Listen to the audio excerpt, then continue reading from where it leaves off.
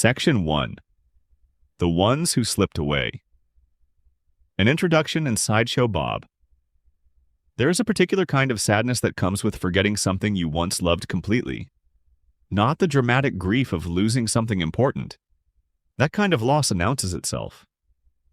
This is the quieter kind, the kind where you realize, weeks or months or years later, that something has simply drifted out of your awareness without you noticing. A song you used to listen to every single day. A street you used to walk down on your way home. A character on a show you grew up watching. Someone you genuinely looked forward to seeing. Someone who made you laugh or unsettled you, or made the world of the show feel richer and stranger and more alive. And then one day they were just gone. And you didn't notice when it happened. You only notice now, looking back, wondering where they went and when the show stopped feeling the need to include them. The Simpsons has been on the air since December 17th, 1989. 36 seasons. Nearly 800 episodes. It is the longest-running American animated series, the longest-running sitcom, and the longest-running scripted primetime show in the history of television. Over that span, the show has created one of the largest and most intricate fictional worlds ever assembled for a weekly comedy. Springfield is enormous.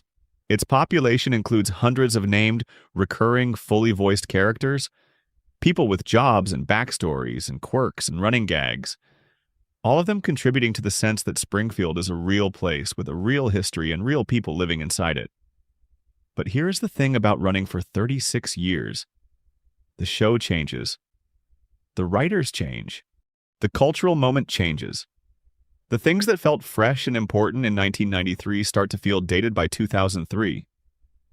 Characters who were once central to the texture of Springfield start to appear less frequently. Then occasionally, then rarely, then not at all. And eventually, a character who once felt as essential as the wallpaper of the show, someone you assumed would always just be there, quietly disappears. The show moves on. New characters arrive, fill the space, and the audience adjusts without ever being asked to. This video is about the ones who got left behind, not the main family, not Homer and Marge and Bart and Lisa and Maggie, who are permanent fixtures locked into the show's eternal present, and not the absolute fan favorites whose absence would genuinely alter the shape of the series. This is about the secondary figures, the recurring guests, the characters who lived in the corners of Springfield and made those corners feel inhabited. The ones the show relied on heavily for years and then, gradually, stopped calling. We are going to take our time with this.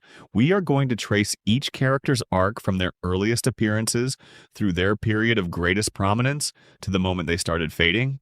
And then we are going to sit with the question of what their disappearance says about the show and about Springfield. Because The Simpsons is a program that rewards close attention. Every absence tells you something. Every character who stops showing up is a small piece of evidence about the version of the show that used to exist, and no longer quite does. So settle in. Get comfortable. Let the weight of the day start to ease. And let's go back to Springfield. Not to the version of it that exists right now, but to all the versions of it that existed before. The ones that are still there if you look carefully enough. We are going to begin with the most famous of all the forgotten ones. The man who is, by any reasonable measure, the greatest recurring villain in the history of American animated television. A man defined by obsession and failure, and an almost operatic inability to accomplish the one thing he wants most in the world. We are going to begin with Sideshow Bob. His full name is Robert Underdunk Terwilliger Jr., and if you heard that name without context, you would assume it belonged to a mild-mannered accountant or perhaps a librarian who takes his catalog system very seriously. It does not suit a man of his particular history and ambitions. But then, nothing about Sideshow Bob is quite what it seems on the surface. And that gap between surface and reality, between the name and the man, between the hair and the mind beneath it, is exactly what makes him so endlessly watchable. He first appeared in the 7th episode of the very first season. The episode was called The Telltale Head, but Bob's proper introduction as a character in his own right came slightly later, in the season 1 episode Krusty Gets Busted, which aired on April 29th, 1990. At this point, Sideshow Bob was not yet the character he would become. He was, in that first episode, a supporting player in a story that was really about something else. About Krusty the Clown's arrest for armed robbery and Bart's determination to prove Krusty's innocence. Bob was the one who had framed Krusty. He was the scheming sidekick who had grown tired of being humiliated on live television for years and had decided to take his revenge by framing his boss for a crime, stepping into the role of host himself, and using the resulting television platform to try to elevate the cultural level of children's entertainment. He was, in other words, a man who used criminal means in service of genuinely high-minded aesthetic goals. He wanted children to appreciate Brahms. He just chose an extremely misguided way to make that happen. Kelsey Grammer provided the voice from the beginning, and that casting decision is, in retrospect, one of the most perfect in the show's history. Grammer had been playing Frasier Crane on Cheers since 1984, and there was already something in his vocal quality. That particular combination of cultivated pronunciation, barely suppressed pomposity, and a strangely genuine emotional warmth underneath. That suited Bob exactly. Bob is not a simple villain. He is an enormously intelligent man who has been made bitter by his circumstances, who genuinely loves art and literature and music, who is capable of real feeling, and who is also absolutely capable of plotting elaborate murder schemes against an 11-year-old boy. That combination of qualities requires a voice that can hold all of them at once. Grammer does it effortlessly. In that first appearance, Bob was apprehended and sent to prison, and you might have expected that to be the end of him. A Season 1 villain who served his narrative purpose and gets put away. Springfield moves on, but the writers recognized what they had, and Bob returned in the third season for what would become the episode most associated with him. Black Widower, which introduced the recurring dynamic that would define his character for years to come.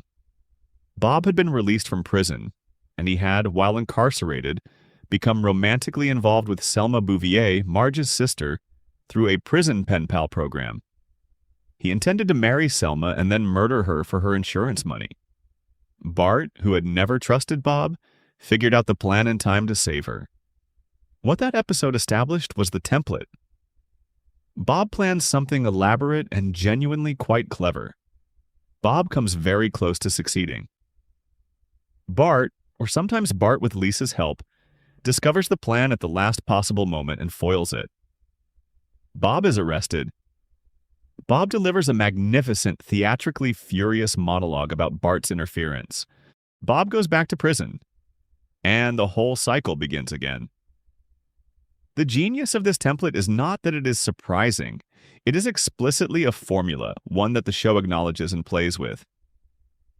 The running gag of Bob stepping on rakes, introduced in the Season 5 episode Cape Fear, was itself a commentary on the cyclical, almost ritualistic nature of his appearances. The rake scene went on far longer than any straight comedic beat should. It pushed past funny into tedious and then looped back around to something almost meditative. The joke was not the sound effect.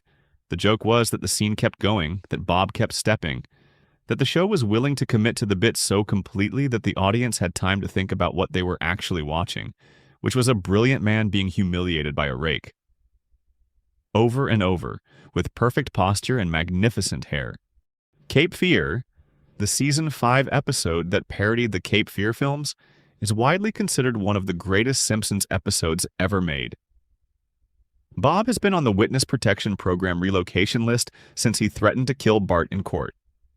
The family has moved under new identities to a houseboat. Bob has been hiding under the car the entire time. And what follows is one of the most precisely constructed pieces of comedy the show ever produced. The rake scene. The extraordinary sequence where Bob sings the entirety of Gilbert and Sullivan's HMS Pinafore on the deck of the houseboat while the family sleeps. The final confrontation where Bart stalls for time by asking Bob to sing the entire score again until the houseboat drifts close enough to shore for the police to arrest him. The genius of that ending is what it says about Bob. He knows what Bart is doing. He knows the boy is stalling. And he sings the entire opera anyway because he cannot help it. He loves the music more than he loves his revenge. The part of him that is a genuine artist, that appreciates beauty and craft and the sustained emotional experience of a great operatic work, overrides the part of him that wants to kill an 11-year-old. Bob fails in that moment, not because he is caught or tricked or outwitted. He fails because his own genuine passion gets in the way. That is a remarkably layered piece of character writing, and it is entirely consistent with who Bob is at his core. A man pulled between his worst impulses and his best qualities, and the best qualities keep winning in the strangest ways. Over the seasons that followed, the show found increasingly inventive ways to vary the formula. In Season 7's Sideshow Bob's Last Gleaming, Bob escapes from prison work detail and attempts to destroy television itself, all of it forever, by threatening to detonate a nuclear device if the government does not take broadcast television off the air. His logic is that television is the primary instrument of cultural degradation in America, and that only its total elimination will allow human civilization to reach its potential. He nearly succeeds. He detonates the bomb in an unpopulated area, and the blast destroys the Air Force base he was using as a staging ground. It is characteristically a failure that is also in some ways a partial success, because the man was genuinely trying to improve the world, just with a nuclear warhead. The Season 8 episode, Brother from Another Series, introduced Cecil Terwilliger, Bob's younger brother voiced by David Hyde Pierce, Grammer's Frasier co-star, and the episode cleverly inverted the usual dynamic by making Bob the one who exposed the criminal plot and saved the day, while Cecil was revealed as the actual villain. That episode is important because it added genuine depth to Bob's backstory and gave his long history of resentment and frustration a new dimension. Cecil was the one who actually wanted to be the sidekick, the one who auditioned for the role and was passed over in favor of Bob, and Cecil has never forgiven his brother for it. The Season 9 episode The Bob Next Door, much later in the series, attempted to keep the formula fresh by having Bob switch faces with his prison cellmate and move in next door to The Simpsons in the hope of finally catching Bart off guard. Season 22's The Man Who Grew Too Much brought Bob back as the chief science officer of a company that had been modifying his DNA with animal traits, giving him various superhuman abilities in the service of a plan that typically did not go the way he intended. But here's where the story turns quieter. Here is where we get to the fading. Sideshow Bob appeared in the show with great regularity from 1990 through approximately the mid-2000s. His episodes were events, things fans anticipated, episodes that reliably earned the show its highest critical regard. Each new Bob appearance felt like an occasion, a moment when the show was operating at its very best. But as the series continued into its teens and 20s in season count, Bob's appearances became less frequent. The gap between his episodes stretched, and when he did appear, the episodes felt more obligatory than inspired. As though the show was returning to him because it was his turn, rather than because the writers had discovered something genuinely new to say about him. The Season 26 episode, The Man Who Came to Be Dinner, which sent the Simpson family to an alien theme park and then to an actual alien planet, included Bob as a secondary element of the story rather than its driving force. He was present but peripheral.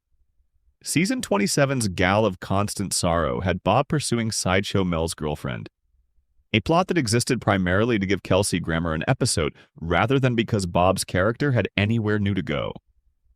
There was a touching quality to these later appearances, a sense of the show honoring what Bob had meant without quite knowing what to do with him now.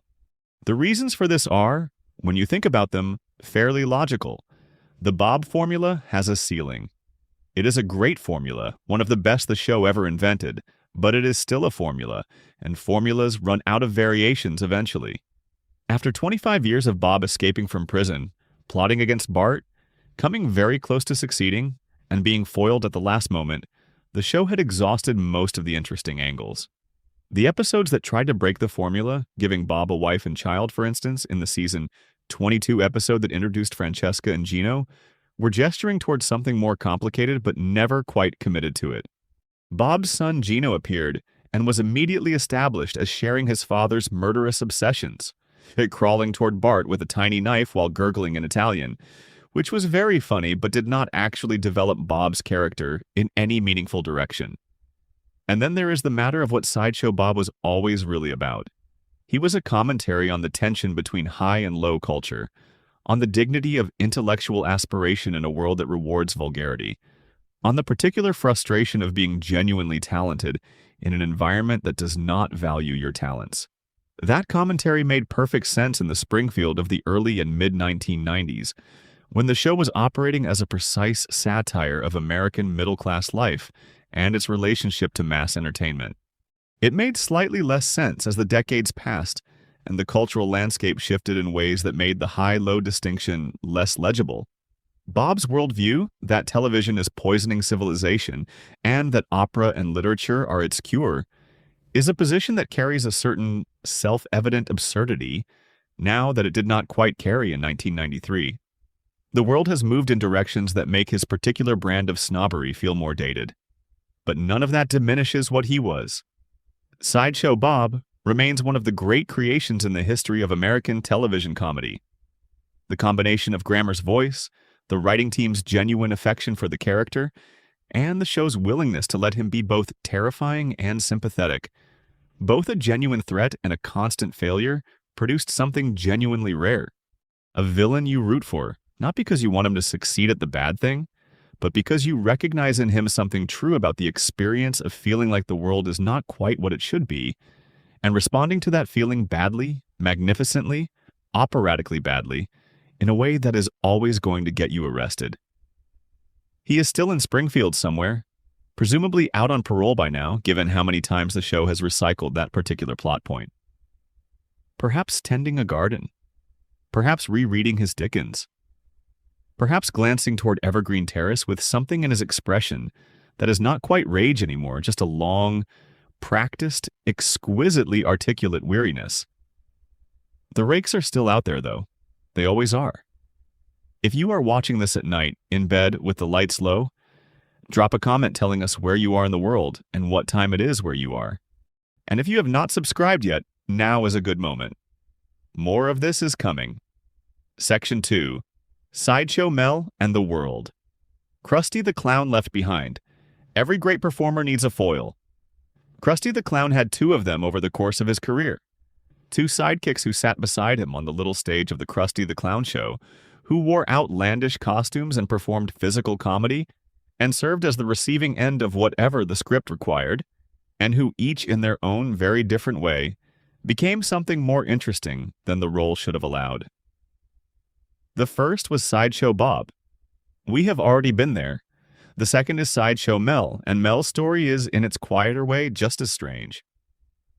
Mel's full name is Melvin Van Horn, which sounds like the name of a man who once owned a hardware store and lost it in a divorce.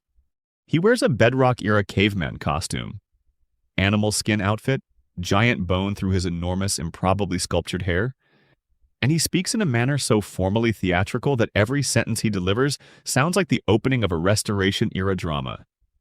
He is voiced by Dan Castellaneta, the same man who voices Homer, using a specific register that suggests a classically trained stage actor who took a wrong turn somewhere in his career and ended up on a children's television show, where he has been ever since, bringing the same gravitas to slapstick bits that a Royal Shakespeare Company alumnus might bring to Macbeth.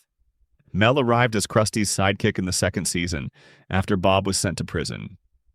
He was initially an afterthought, a background figure who existed primarily to fill the visual and functional space that Bob had vacated. There was no backstory, there was no complexity. There was just the bone and the hair and the theatrical voice and the occasional pratfall, and for a while that was enough. But the show kept finding Mel useful in ways that surprised everyone, including presumably the writers. Because Mel is funny in a very specific and consistent way. He is funny because he takes everything completely seriously. He applies the same level of theatrical commitment to being hit in the face with a pie that most people reserve for genuine emotional experiences. There is a scene, referenced obliquely in multiple episodes, where Mel weeps openly and eloquently about a perceived slight, delivering his grief with the kind of sustained oratory that makes you feel you have witnessed something profound, even though the slight in question is something like Krusty forgetting his name when introducing him. Mel does not do small emotions. Everything that happens to Mel is enormous, expressed at maximum volume and with perfect diction.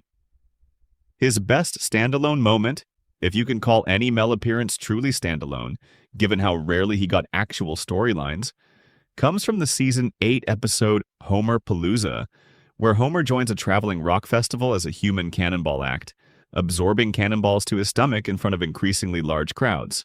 Mel is not central to this episode, but his presence in scenes, reacting to things with that particular expression he has, the one that suggests he has witnessed something that would have destroyed a lesser man, but which he intends to endure with dignity, adds texture to the world around Homer's story in a way that the show was very good at in that era.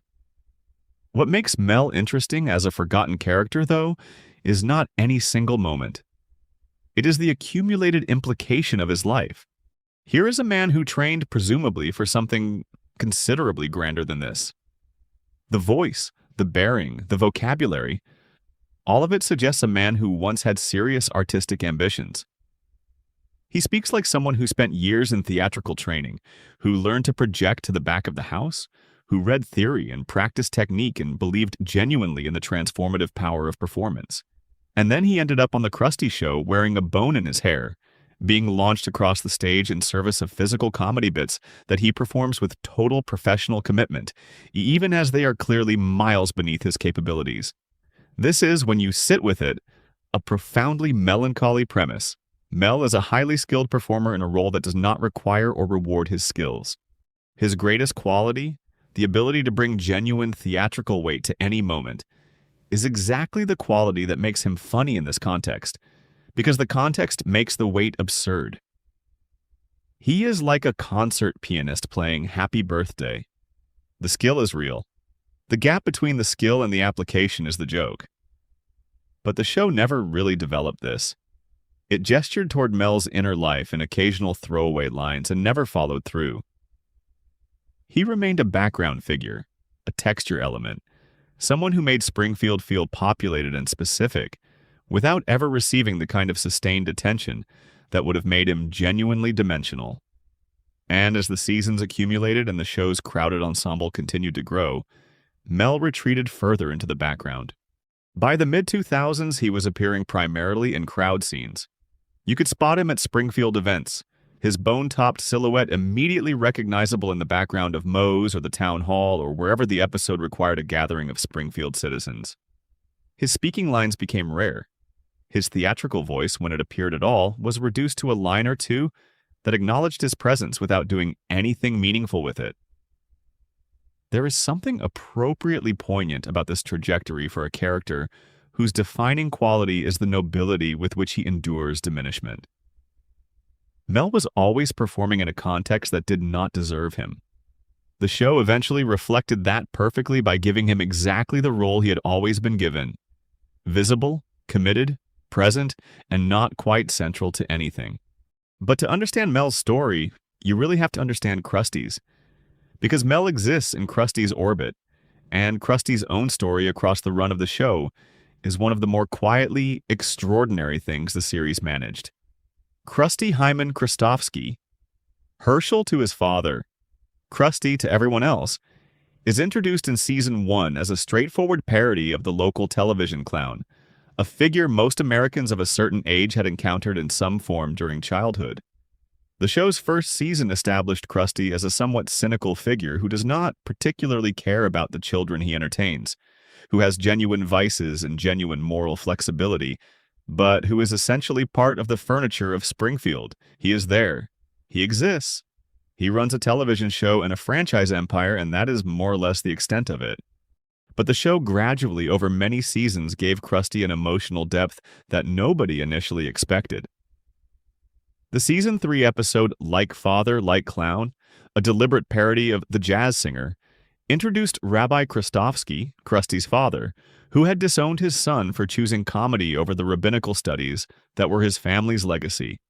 The episode plays it almost completely straight. The father-son estrangement between Krusty and Rabbi Hyman Krystofski is given genuine weight. The reconciliation at the episode's end, achieved through Bart and Lisa's intervention, and framed around Talmudic debate, is emotionally sincere in a way that the show did not always allow itself to be. That episode established something important about Krusty. He is not just a cynical entertainer doing a job he does not care about. He is a man who made a specific and painful choice very early in his life. To pursue comedy, to embrace the frivolous, to become the thing his father most despised, and who has been living with the consequences of that choice ever since. The clown persona is not just a job, it is a kind of exile. The makeup is the costume of a man who chose one life over another, and is still, decades later, trying to figure out if the choice was worth it. This thread runs through many of the best Krusty episodes. Krusty gets canceled in Season 4, where Krusty's show is canceled after being beaten in the ratings by a ventriloquist dummy, and Bart and Lisa work to help him stage a comeback special, gives Krusty a period of genuine despair and then genuine triumph. The comeback special sequence, in which Krusty appears to have assembled an almost impossibly good lineup of guest performers simply through the force of his own history in the entertainment industry, is both extremely funny and oddly moving. These people showed up for Krusty. Despite everything, despite the cynicism, the bad choices, the years of declining relevance, people in the entertainment world respected and cared for him enough to come through. Homie the Clown in Season 6 established the strange physical similarity between Homer Simpson and Krusty. They look from a distance almost identical, a running gag that goes largely unexplained within the show's universe, but which speaks to something interesting about both characters. Homer and Krusty occupy similar emotional spaces, men defined by appetites and impulsiveness, men whose best qualities are genuine, but who are often buried under their worst ones, men who are funnier to watch than they probably intended to be. The best late-era Krusty episode, and there are some genuinely good ones, more than casual viewers might expect, is arguably Bart Gets Famous from Season 5, where Bart becomes a catchphrase phenomenon after appearing on Krusty's show and accidentally saying, "I didn't do it." And Krusty exploits the catchphrase ruthlessly and without sentiment until the moment it stops being commercially useful, at which point he drops Bart completely. It is a sharp, specifically cruel piece of satire about the entertainment industry's relationship to its talent. Funny because it is accurate, uncomfortable because the accuracy is Krusty's most consistent character trait. He uses people. He knows he uses people. And there is a tired sadness in his self-awareness that keeps him sympathetic even when he is being genuinely unkind. What happened to Krusty over the show's later seasons is a more complicated version of what happened to many of the secondary characters. He did not disappear, he remained present, regularly referenced, occasionally central to episodes. But the version of Krusty that appeared in Season 25 was noticeably less interesting than the version who appeared in Season 5. The emotional complexity that the earlier seasons had built into him, the father-son estrangement, the quiet self-loathing, the sense of a man who had traded his identity for an audience and was not sure the trade had served him, largely stopped being explored. He became again, more or less, what he had been in Season 1, a background figure with entertaining quirks but not much interiority. The death of Rabbi Kristofsky, announced in the show in Season 26, following the real-world death of the character's voice actor, Jackie Mason, in 2021, provided one more chance for the show to engage with Krusty's emotional life, and the episode Treehouse of Horror 32 handled it with the kind of genuine delicacy that the show can still occasionally find. But it was an exception rather than a pattern. The show's most interesting Krusty-adjacent development in the later seasons was the episode The Last Traction Hero in Season 28, and several others that positioned Krusty as a figure whose cultural moment had definitively passed, whose brand of entertainment, rooted in a specific era of television, no longer connected with contemporary audiences the way it once had. This is, if you think about it, exactly the situation of the show itself. A cultural institution from a different era of American life. Still going, still present, but operating in a world that has moved on in ways that make its original premises feel distant. Krusty and The Simpsons are, in this reading, mirrors of each other. Both began at a specific cultural moment, Both defined that moment in particular ways, and both have had to figure out how to continue existing in a world that no longer quite resembles the one that created them. The difference is that The Simpsons has continued to be made, episode after episode, while the show within the show, Krusty's Show, has been canceled, rebooted, and diminished in ways that the narrative acknowledges but that nobody within Springfield ever quite confronts directly. Mel is still in his caveman costume. Krusty is still in his makeup. The show is still on. Whether anyone is still watching in the world of Springfield is a question the series leaves carefully unanswered. Section 3. Patty and Selma and the slow disappearance of the Bouvier sisters. There is a scene that happens multiple times across the show's run, in different contexts and with different specific details, but the structure is always the same. Where Patty and Selma Bouvier sit together in a shared domestic space, usually their apartment, and the camera holds on them for a moment before anyone speaks. They are both smoking. The ashtrays are full. The television is on. Something beige and forgettable is happening on screen. And Patty and Selma are watching it with identical expressions. Not boredom exactly, but something beyond boredom. The expression of people who have long since made their peace with the fact that life is mostly waiting for things to end. That image, those two women side by side, wreathed in smoke, facing the world with the combined weariness of people who have lived too much of their lives and been disappointed by too much of what they found there, is one of the most specifically funny recurring visual gags in the show's history. And it is funny not because the situation is inherently comic, but because the commitment is so total. Patty and Selma do not perform their unhappiness for the audience. They simply are unhappy in the matter-of-fact way of people who long ago stopped expecting anything different. They were introduced in the first season as Marge's older sisters, twin sisters, though the show established almost immediately that they are fraternal rather than identical in personality. Both share the family's bluish hair, both share the raspy, smoke-damaged voices provided by Julie Kavner, doing a register lower and rougher than Marge's warm contralto. And both share an abiding and barely concealed contempt for Homer Simpson that functions as a consistent through-line across the show's entire run. But within this framework, they are distinctly different people, and the show was at its best with them when it honored that distinction. Selma is, in many ways, the more emotionally accessible of the two. She is the one who keeps getting married. The show gave her a remarkable string of husbands across its run, each marriage ending in a different variety of disaster. She married Sideshow Bob in Black Widower, only for the marriage to be exposed as a murder plot. She married Troy McClure in A Fish Called Selma, one of the show's most beloved episodes, about which much more in the next section. She married Disco Stu briefly and Lionel Hutz and Abraham Simpson in what turned out to be a fever dream, and others. Each marriage represented Selma's persistent, stubborn, somewhat heartbreaking refusal to give up on the idea that companionship and romantic partnership might still be available to her despite all evidence to the contrary. Selma also adopted a daughter in season 14, Ling Bouvier, adopted from China, in an episode that gave the character a genuine emotional resolution of sorts.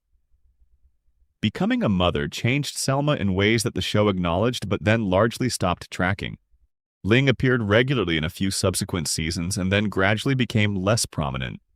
The way background details in long-running shows tend to accumulate and then get quietly deprioritized. Patty's story is different, and in some ways more quietly significant. The season 15 episode, There's Something About Marrying, revealed that Patty is gay, something that the show had arguably been gesturing toward for years through jokes about her relationships, or lack of them, with men.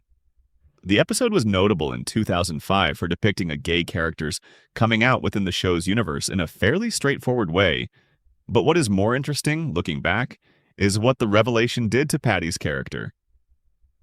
It gave her an interiority that the show had not previously developed. Her discomfort around men, her particular disdain for Homer, her contentment in the company of women, all of it became slightly more legible in retrospect, as character consistency rather than comic shorthand. But the show did not substantially develop Patty after this revelation. Her sexual orientation was established and then existed as a settled fact about her, referenced occasionally but not really explored. She did not develop significant romantic storylines. She did not have experiences that grew from her identity in ways that deepened the character. The revelation was, in the end, an event rather than a development, a thing that happened to her character and then sat there acknowledged but not animated. This pattern, significant revelation followed by stasis, is one of the show's recurring tendencies with secondary characters, and it is particularly pronounced with Patty and Selma. The show built up substantial backstory for both of them across its first decade, gave them emotional lives that felt real and somewhat sad and occasionally genuinely moving, and then gradually stopped spending time with that material. As the series continued, Patty and Selma retreated into their function as Homer antagonists and Marge siblings.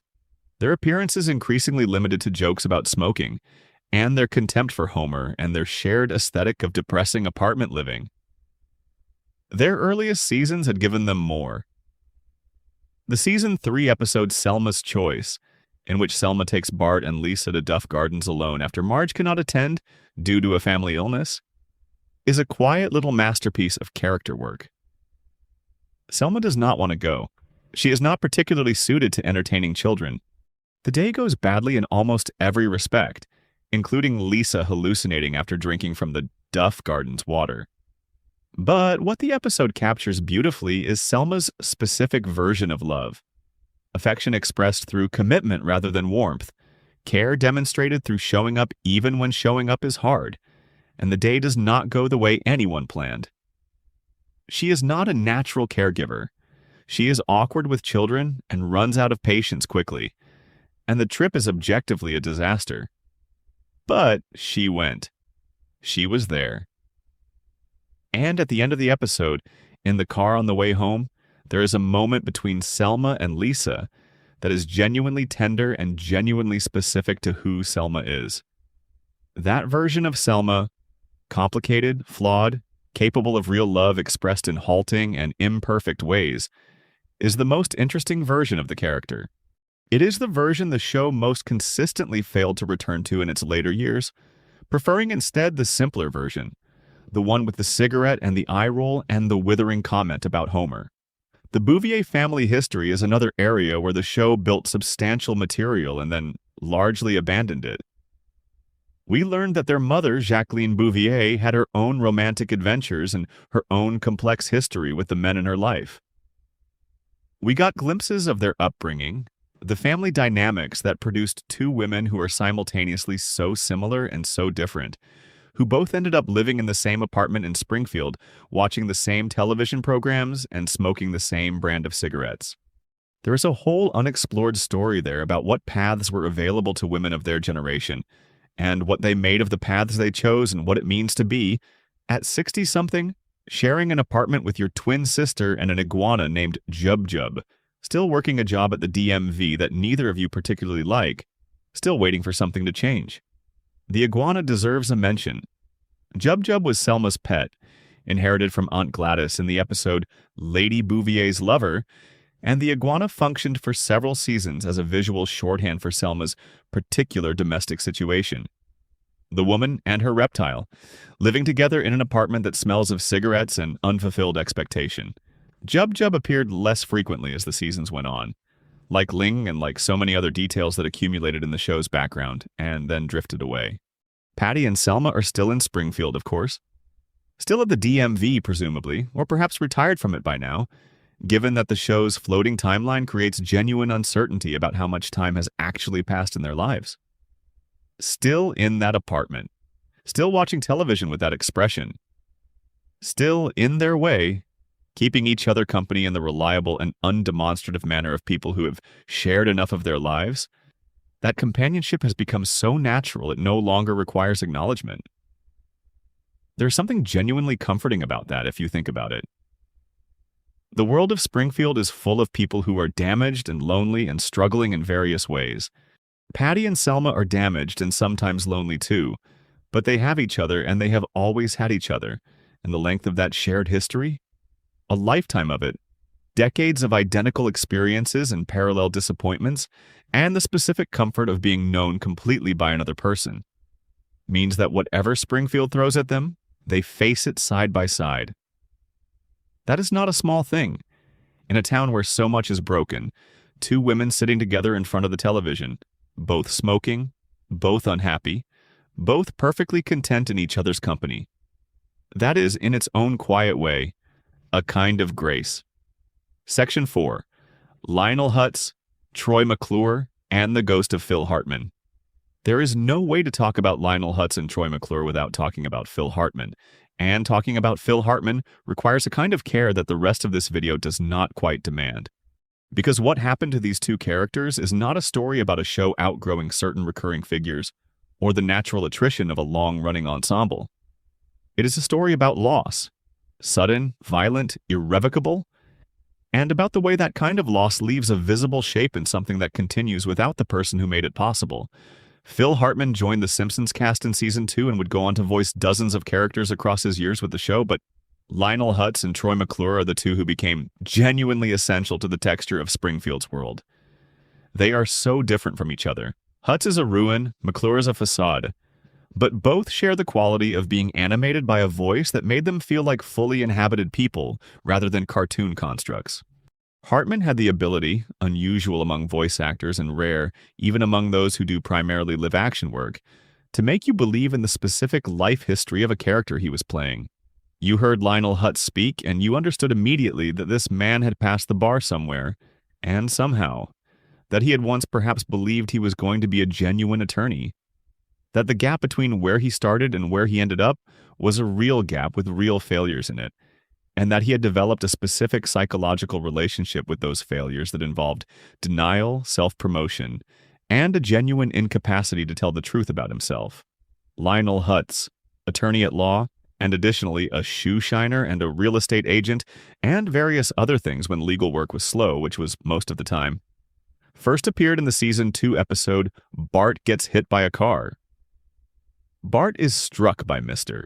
Burns' limousine, and Hutz appears at the Simpsons' doorstep almost immediately, apparently with some kind of ambulance-chasing radar that alerts him to personal injury situations in his vicinity. He promises Homer a $1 million settlement. He delivers eventually, and after a great deal of comedic mismanagement, a settlement of considerably less than $1 million. His business card includes a small printed disclaimer that reads, "Not a member of the bar in any U.S. state or territory." His offices, like a series of locations across Springfield, because he keeps losing them in various circumstances, include periods operating out of a shopping mall photo studio and a briefcase. He has a complex relationship with the truth, which he once described as a stretch limousine he did not arrive in because he took a different vehicle, which is to say he did not arrive in the truth at all. He has won cases and lost cases, and, on one memorable occasion, won a case that he should not have won by accident, which he celebrated so aggressively that the celebration itself created the circumstances for an appeal. What makes Hutz work as a character is that Hartman played him with absolute conviction. Hutz is not in on the joke about himself. He genuinely believes he is a good lawyer. He genuinely believes the impressive-sounding things he says about legal strategy and case theory and the rights of his clients. The gap between his self-perception and his actual performance is enormous, and the comedy lives in that gap. But it never tips over into simple mockery because there is something in the performance that holds on to the reality of who Hutz is beneath the bombast. He is a man who wants to do good work and cannot quite manage it, for reasons that seem to involve character flaws and bad luck in equal measure. Troy McClure is the other side of the coin. Where Hutz is a failure who performs success, McClure is a more successful man who performs everything, including his own humanity. Troy McClure is a former film and television actor who you may remember from various projects. The joke being that the projects he is remembered from are always slightly wrong in tone, always just a little off from what a legitimate career would include. You may remember me from such films as The Erotic Adventures of Hercules and Dial M for Murderousness. The projects he attaches himself to now are industrial films, safety videos, educational programs.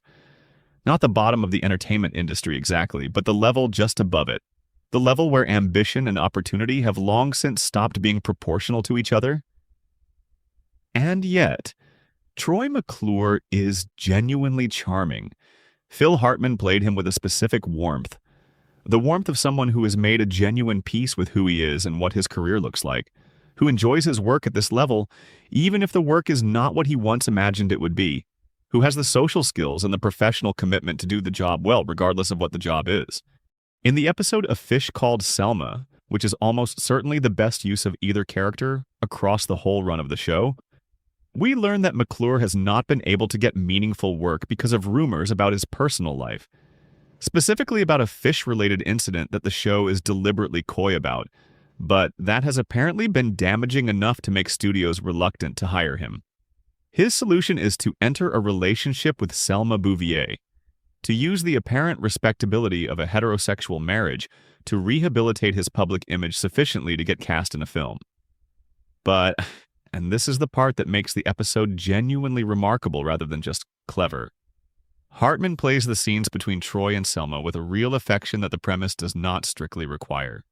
Troy is using Selma, and the episode knows this, and Selma knows this, and yet the dynamic between them is not cruel or cold. They are, in their way, genuinely good for each other for a brief period. They enjoy each other's company. When Troy realizes that the film is going to require him to acknowledge the marriage in a public way that will trap him in the deception permanently, he makes the choice to end it. He is honest with Selma about what the arrangement was and what it was not.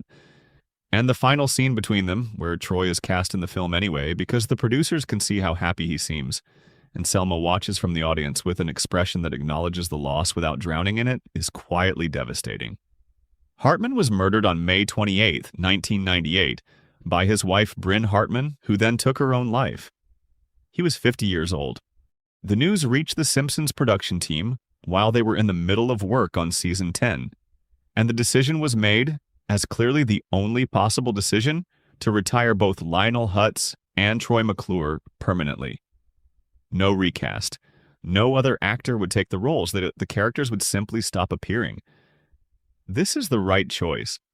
The characters were so specifically Hartman's creations, so much the product of his particular gift for making cartoon constructs feel like full human beings, that recasting them would have produced something that looked like Hutz or McClure, but was not, in any meaningful sense, them. The decision to retire them is a form of respect both for Hartman's contribution and for the audience's relationship with his performances. But the absence leaves a shape. There are episodes from season 10 onward where you can feel the space where Hutz or McClure should logically appear and do not. Stories that would have naturally involved a shady attorney or a washed-up celebrity willing to attach himself to something dubious that have to route around the absence. The show found other characters to fill those functions over time. Bob Loblaw appeared briefly. Various other attorney-adjacent figures came and went. But none of them carried the specific weight of what Hartman brought to those roles. A Fish Called Selma aired in March 1996. Bart Gets Hit by a Car aired in January 1991. In the 7 years between those bookmarks, Hartman appeared in more than 50 Simpsons episodes in various capacities. He was, in those years, as essential to the sound of Springfield as any of the core cast members. You did not notice how much of the show's texture he was providing until the texture changed. His final appearance in the show was in the season 9 episode Girly Edition, which aired on April 19, 1998. He was doing what he always did, providing a fully inhabited version of a specific type of American man. The operator, the charmer, the person whose confidence is simultaneously his most useful quality and his most consistent self-deception, and making it look effortless. 6 weeks later, he was gone. The Simpsons ran a tribute card during the credits of the first episode following his death. In memory of Phil Hartman, 1948 to 1998. The card was simple. The loss it marked was not. Lionel Hutz and Troy McClure did not get a proper goodbye. They simply stopped being there, the way people sometimes do in real life. Not with a resolution or a farewell, but with a sudden absence that takes a long time to fully register. You keep expecting them to appear in the next relevant scene. And then you remember, and you sit with that for a moment, And then the show continues, as shows do, as life does, and eventually the absence becomes part of the landscape and you stop looking for them in the scenes where they should be. But they were there. For years they were there. And Springfield was richer for it. Section 5. Who is Seymour Skinner? Really? The Tamzarian question and the principal's forgotten complexity. Before the show did what it did to him, before the episode that fans have spent nearly 30 years either condemning or quietly defending, Principal Seymour Skinner was one of the best constructed secondary characters in the Simpsons universe. Think about what the show had built with him by the end of Season 8. He was a Vietnam veteran, specifically someone who had been a prisoner of war, and the experience had left marks on him that the show depicted with surprising specificity. He still startled at loud noises. He referenced his time in the war in ways that were sometimes played for comedy, but that always had a slightly raw edge to them. The comedy of someone who uses humor as a coping mechanism and who has been doing it for long enough that the mechanism is so well-oiled you can barely see the effort. He lived with his mother Agnes, a woman whose relationship to her son was one of the show's most sustained and uncomfortable jokes. Not abuse exactly, but a long-term dynamic of control and diminishment that had clearly shaped Skinner into the particular variety of anxious, overperforming, perpetually second-guessing man that he was. He had an ongoing romantic tension with Edna Krabappel, Lisa's teacher and Bart's primary academic antagonist, that the show developed slowly and with a kind of genuine respect for the awkwardness of middle-aged romance between two people who have been disappointed enough times to approach new possibilities with considerable caution. He was in a position of nominal authority at Springfield Elementary that he constantly undermined by his own need for approval, his fear of Agnes, and his inability to deal with Bart Simpson in any way that produced consistent results. He wanted to be a good principal. He wanted clearly to be a good man. He simply had been shaped by his history into someone who found both goals considerably harder than they looked. The Season 9 episode, The Principal and the Pauper, already discussed in depth in the transcript we've been referencing, is worth returning to here specifically in the context of what it did to Skinner's character, because the response to that episode tells you something important about how the audience related to this particular character. Fans were not angry about the episode primarily because it introduced a retcon. Retcons are normal in long-running shows. Fans were angry because the retcon hollowed out a character they cared about. The backstory the show had built for Skinner, the war, the POW experience, the relationship with Agnes, all of it, had created a specific emotional architecture that made sense as a life. His anxiety made sense given what he had survived. His need for Agnes's approval made psychological sense as the continuation of whatever his relationship with her had been before the war. His pride in his position at Springfield Elementary, which had seemed at moments slightly absurd given what he had achieved in other arenas, made sense as the pride of a man who had come home from an experience that unmade him and had patiently, carefully built something stable to stand in. All of that became, with the revelation of The Principal and the Pauper, the history of someone else entirely. Armin Tamzarian had not been through the war as Seymour Skinner. Armin Tamzarian had been through the war as Armin Tamzarian. The experiences belonged to him, but the name on them, the specific identity those experiences had been attached to, turned out to be borrowed. And there is something about that specific kind of borrowed identity that makes it harder, not easier, to feel the weight of the history. The episode's coda, Judge Snyder legally declaring that Tamzarian is Skinner, and that anyone who disagrees will be tied to a railroad car, is played as comedy, and it is genuinely funny as comedy. But it also functions as the show preempting its own retcon. The writers knew the audience would resist. The decree is the show's way of saying, we know this is arbitrary, we know we are asking you to accept it by fiat, and here's a character literally issuing that fiat in the story to reflect our own authorial position. It is clever. It is also a form of acknowledgement that the episode is doing something to the character that cannot fully be justified by the logic of narrative. What the show did in the years following The Principal and the Pauper was largely pretend the episode had not happened. Skinner continued as Skinner. His history as Skinner, the war, Agnes, all of it, was referenced without any acknowledgement of its complicated status as belonging to an identity he had adopted rather than been born with. The character continued as though the season 9 episode were a bad dream from which the show had awakened and decided not to discuss. This is, in its own way, perfectly in keeping with the show's wider pattern of selective amnesia, the same pattern that The Principal and the Pauper itself was diagnosing, in the meta-reading where Springfield's collective decision to forget the truth of Tamzarian's identity mirrors the audience's desire to forget an episode they did not like. The show chose collective denial and moved on, and the audience largely followed. But something was lost in the years after the episode, and it was not just Skinner's backstory. It was the show's commitment to treating Skinner as a fully complex character. In the seasons following season 9, Skinner became increasingly defined by his relationship with Agnes, by the one-note quality of his anxiety and his impotence in the face of Bart's provocations, by the comic texture of his failures rather than the dramatic weight of his history. The Vietnam material mostly disappeared. The POW experience stopped being referenced.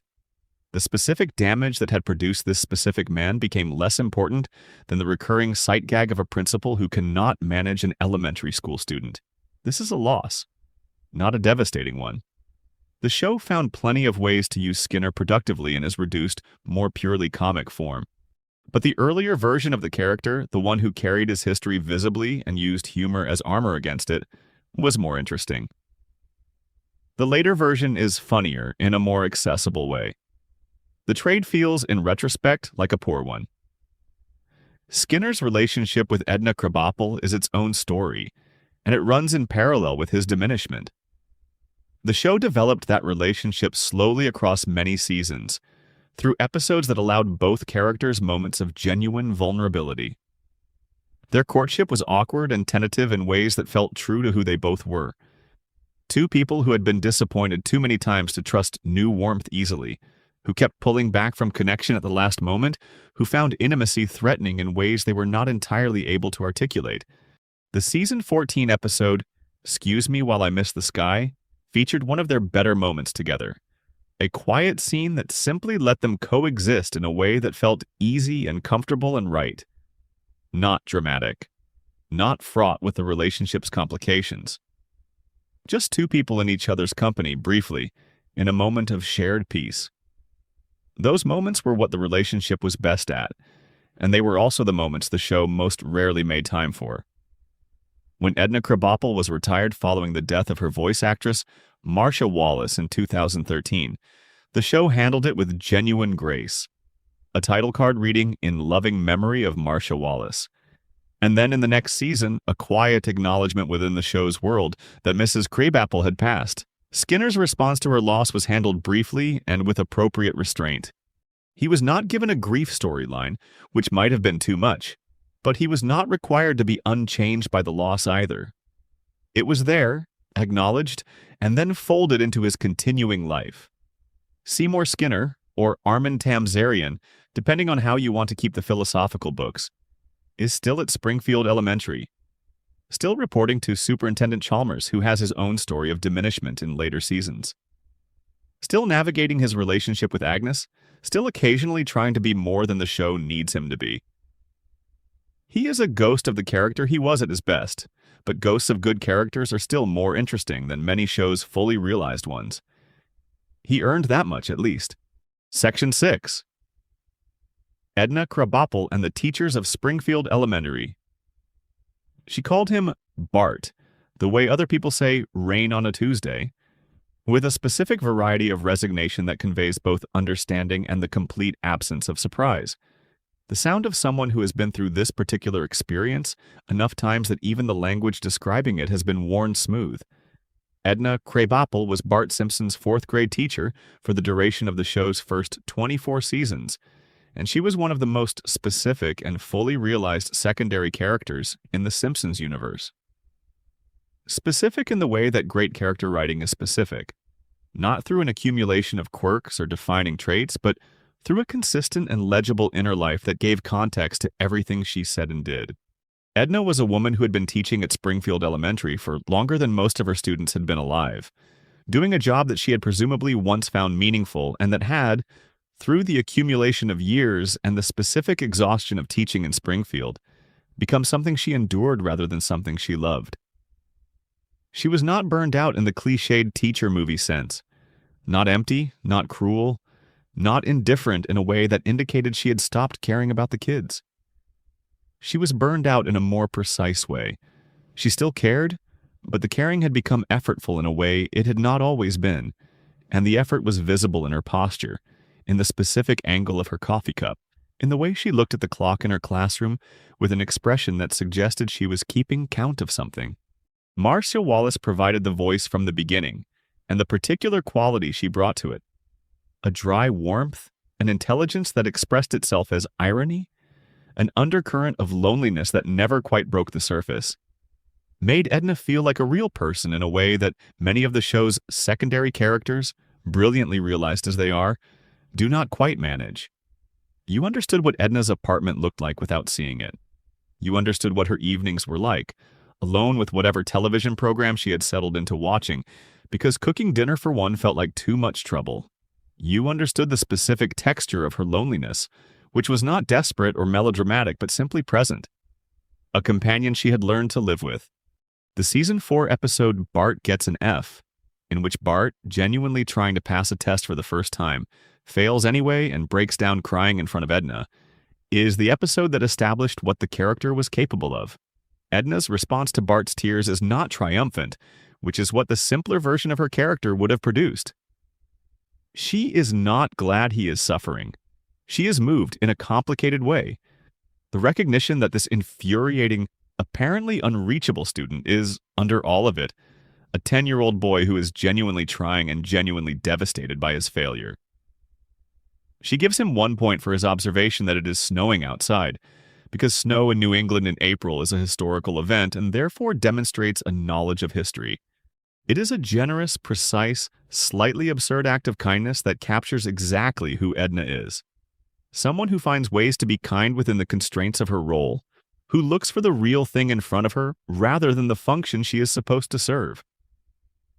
Her romantic life was given the same kind of specific, not quite despairing attention. The episode Bart the Lover, in which Bart, angry at being punished, creates a fictional handsome stranger named Woodrow to prank Edna through a romantic correspondence, but begins to feel genuine guilt as her letters back reveal real longing and real hope, is one of the most quietly powerful things the show ever made. Edna's letters to Woodrow are not played for comedy.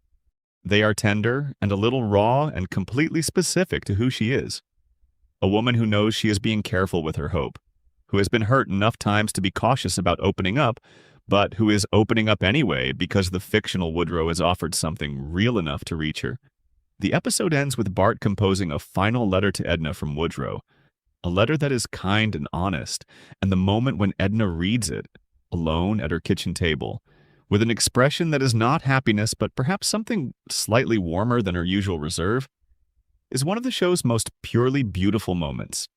The subsequent development of Edna's relationship with Ned Flanders, introduced in Season 23 and running for 2 seasons before Marcia Wallace's death, gave her the most genuinely happy romantic arc of her character's history, and it gave Ned something too. A version of companionship that his psychological conditioning could actually receive without the usual deflection, because Edna was someone who had learned how to be patient with complicated emotional situations and who could hold space for Ned's specific brand of difficulty without being overwhelmed by it.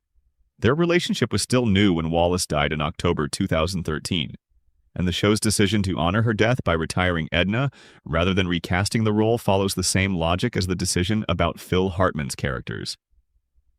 The character was the performance. The performance had ended. The character should end with it. But the absence of Edna Krabappel changes Springfield Elementary in a way that is hard to fully account for in terms of plot mechanics. She was not just a teacher in the background.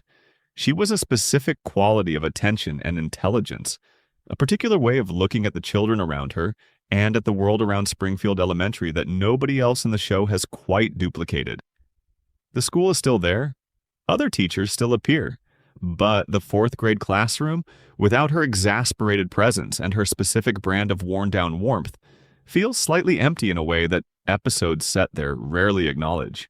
Which brings us to the other teachers of Springfield Elementary, who deserve a moment before we move on. Elizabeth Hoover, Lisa's second-grade teacher, voiced by Maggie Roswell, is one of the show's most underused recurring characters. She is a woman who has been teaching second grade for what appears to be a very long time, and the experience has produced in her a kind of philosophical detachment that the show plays primarily for comedy, but that occasionally tips into something stranger.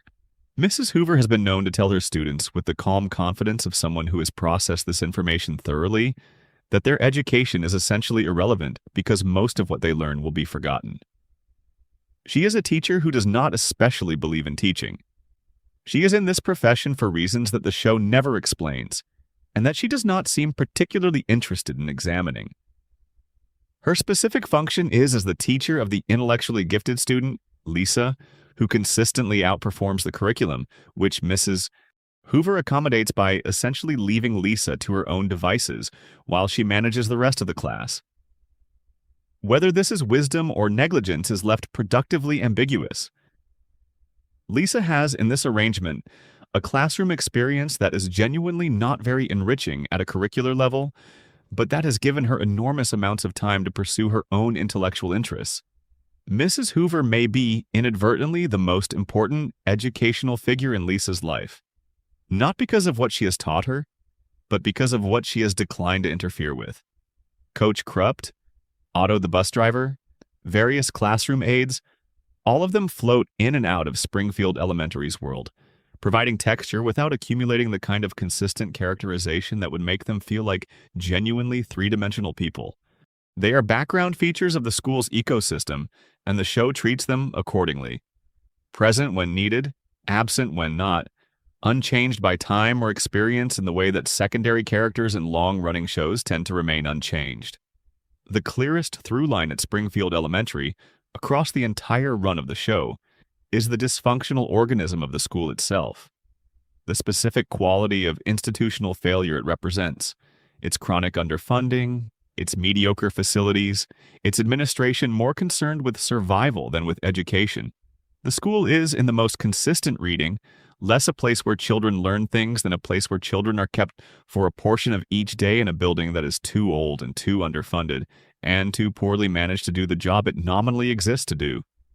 And the teachers and administrators within it, Skinner, Edna, Mrs. Hoover, groundskeeper Willie, are all in their different ways people who are navigating the gap between what the institution should be and what it actually is, with varying degrees of grace and varying amounts of damage done to them by the navigation. Springfield Elementary is one of the show's great recurring metaphors, and the people who inhabit it are the evidence for what the metaphor is pointing at. Their forgettability is part of the point. The institution does not reward the people inside it. Why would we be expected to remember them? Section 7. Fat Tony and the Shadow World of Springfield's Mob. There is an argument, not a frivolous one, that Fat Tony is one of the show's most carefully maintained secondary characters, that across his many appearances he remains more consistent in characterization and more specific in personality than many of the series' more prominent recurring figures. The argument goes like this. Fat Tony knows exactly what he is. He has no illusions about his profession or his place in the world. He is a mobster. He runs illegal enterprises. He has people hurt when the situation requires it, and is generally cheerful about the necessity. And he conducts all of this with a specific manner, courtly, faintly formal, possessed of a genuine sense of hospitality and a genuine respect for certain social forms, that suggests a man who has made a complete and unsentimental peace with his life choices. Fat Tony does not suffer from cognitive dissonance about his criminality. He is not a tortured soul. He is simply a criminal, a rather successful one, who also genuinely enjoys good food and the company of his associates, and the specific pleasures of running a large and complicated illegal enterprise in a small American city. Anthony D'Amico was introduced in the Season 3 episode Bart the Murderer, in which Bart accidentally becomes involved with Fat Tony's organization after his skateboard carries him, through a series of mishaps, down a flight of stairs and into the Springfield Mob's private social club. The mob, finding Bart charming and useful in a small way, takes him in as an errand boy. Fat Tony becomes briefly a paternal figure to Bart, offering the combination of genuine warmth and specific expectations that Bart finds more manageable than the chaos of his actual home life. This is the episode that establishes the crucial quality in Fat Tony's character. His genuine affection for people he likes is real, coexisting completely comfortably with his willingness to have those same people hurt or killed if they become a problem. He is not performing warmth as a manipulation tactic. He actually likes Bart. He also would not hesitate in the right circumstances to use that relationship instrumentally. Both things are true simultaneously, and he feels no tension about it because his moral framework accommodates both realities without requiring him to prioritize one over the other. Joe Mantegna has voiced Fat Tony across the entire run of the character, an almost unprecedented consistency for a secondary character in a show with as many recurring figures as The Simpsons. And the consistency of that voice is a significant part of why Fat Tony remains recognizable and coherent across 3 decades of appearances. Mantegna plays him with a specific quality: unhurried, confident, never performing anything, simply existing in the scene with complete comfort. Fat Tony does not need to establish himself. He arrived fully formed, and he has been fully formed ever since. The show has found various ways to use him across its run, with varying degrees of success. The Season 13 episode, The Mook, the Chef, the Wife, and Her Homer, which introduced Fat Tony's son Michael, who wants to be a cook rather than a criminal, attempted to give Tony a genuine emotional dimension by placing him in the familiar Simpsons situation of a parent struggling with a child who has different aspirations. The episode is not among the show's finest, but the idea has genuine merit. The mismatch between what Fat Tony wants for his son and what his son wants for himself mirrors, in its own extremely heightened way, the broader parental anxieties that the show has always been good at exploring. The most significant event in Fat Tony's storyline was, oddly, his death, which happened in Season 22, in the episode Donnie Fatso.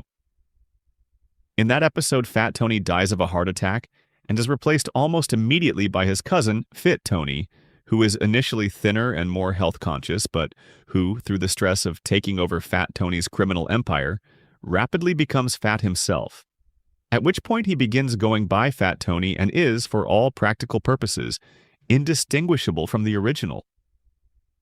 The show kept Joe Mantegna, kept the name, kept the character. The death was a plot event that produced, in the end, zero change to the show's reality, which is entirely consistent with how the Springfield mob operates. The organization continues, the individuals within it are replaceable, and the name and the manner and the business survive whatever happens to any particular person holding the position. This is actually a fairly sophisticated piece of gangster genre commentary. The mob is a system, not a person. Fat Tony is a role as much as an individual, and the role will always be filled because the role is necessary for Springfield's particular criminal ecosystem to function. The specific human being in the role matters less than the continuity of the function itself. Fat Tony's associates deserve their own brief mention because they are among the show's most committed background figures. Legs, the taller, perhaps slightly smarter of the 2 primary mob enforcers, and Louie, shorter, rounder, given to slightly more emotional responses than his partner, appear in virtually every Fat Tony scene across the show's entire run. They are not developed as characters in any meaningful way. Their function is textural, to fill out the mob's visual presence, to provide the 2-man crew energy that the genre requires, to occasionally say or do the specific thing that Fat Tony needs someone else in the room to say or do. But they have been there consistently for decades, and there is something strangely comforting about that. In a show where so many characters drift in and out of prominence, where continuity is often more aspirational than actual, Legs and Louie simply show up. Episode after episode, season after season, standing behind Fat Tony in the same posture, wearing the same suits, existing in the same relationship to each other and to their boss. They are background fixtures like the furniture in the social club. The room would look wrong without them. Springfield would look wrong without them.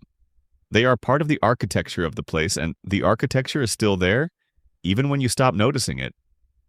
There are other criminal enterprises in Springfield's shadow economy, less prominent than Fat Tony's operation, but no less significant to the world's texture. Snake Jailbird, full name Chester Dupree, although the show has been inconsistently committed to this detail, is Springfield's most visible individual criminal. He robs the Quickie Mart, he steals cars. He is arrested on a fairly regular basis and returns to active criminality on an equally regular basis. The Springfield justice system apparently functioning as a revolving door for people of Snake's specific skill level and ambition. He speaks in a surfer-adjacent California dialect that has no obvious explanation given Springfield's location, but that has become so thoroughly associated with the character that imagining him speaking any other way is nearly impossible. Snake is not a menacing figure. He is, if anything, a somewhat pathetic one. A man whose criminal career has produced no discernible rewards, who keeps committing the same crimes and suffering the same consequences, who exists in a state of perpetual low-grade criminality, without ever achieving anything that might be described as criminal success. He is the bottom of the show's criminal ecosystem, and the show treats him accordingly. Present, recognizable, reliably comic, and never quite given enough screen time or narrative attention to become genuinely dimensional. He had moments where the show tried to give him more. His relationship with his dog was genuinely touching in a few episodes. His backstory, at which the show gestured toward occasionally without fully developing, suggested a person who had made choices that foreclosed other options, who might have been something different in different circumstances. But the show never committed to developing Snake in any sustained way, and by the later seasons he had retreated entirely into function. The man who gets shot by the police at regular intervals and somehow survives to be shot again. The man who robs things and gets caught. The background criminal whose presence confirms that Springfield has crime without anyone being very troubled by it. Section 8. Disco Stew, Rainier Wolfcastle, and the Celebrity Residents of Springfield.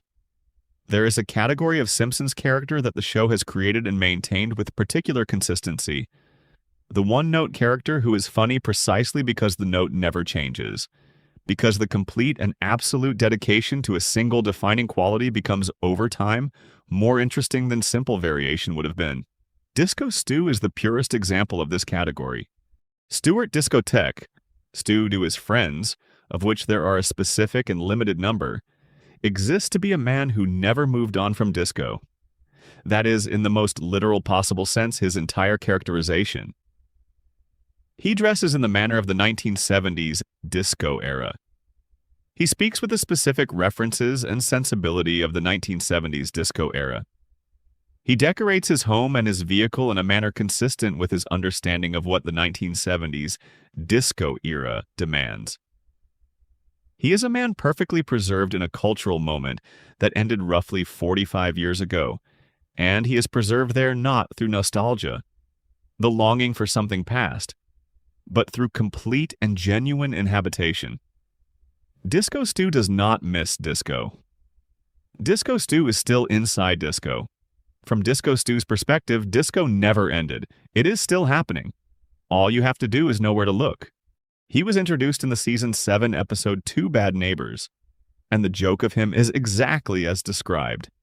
A single, absolute commitment to a period that is past.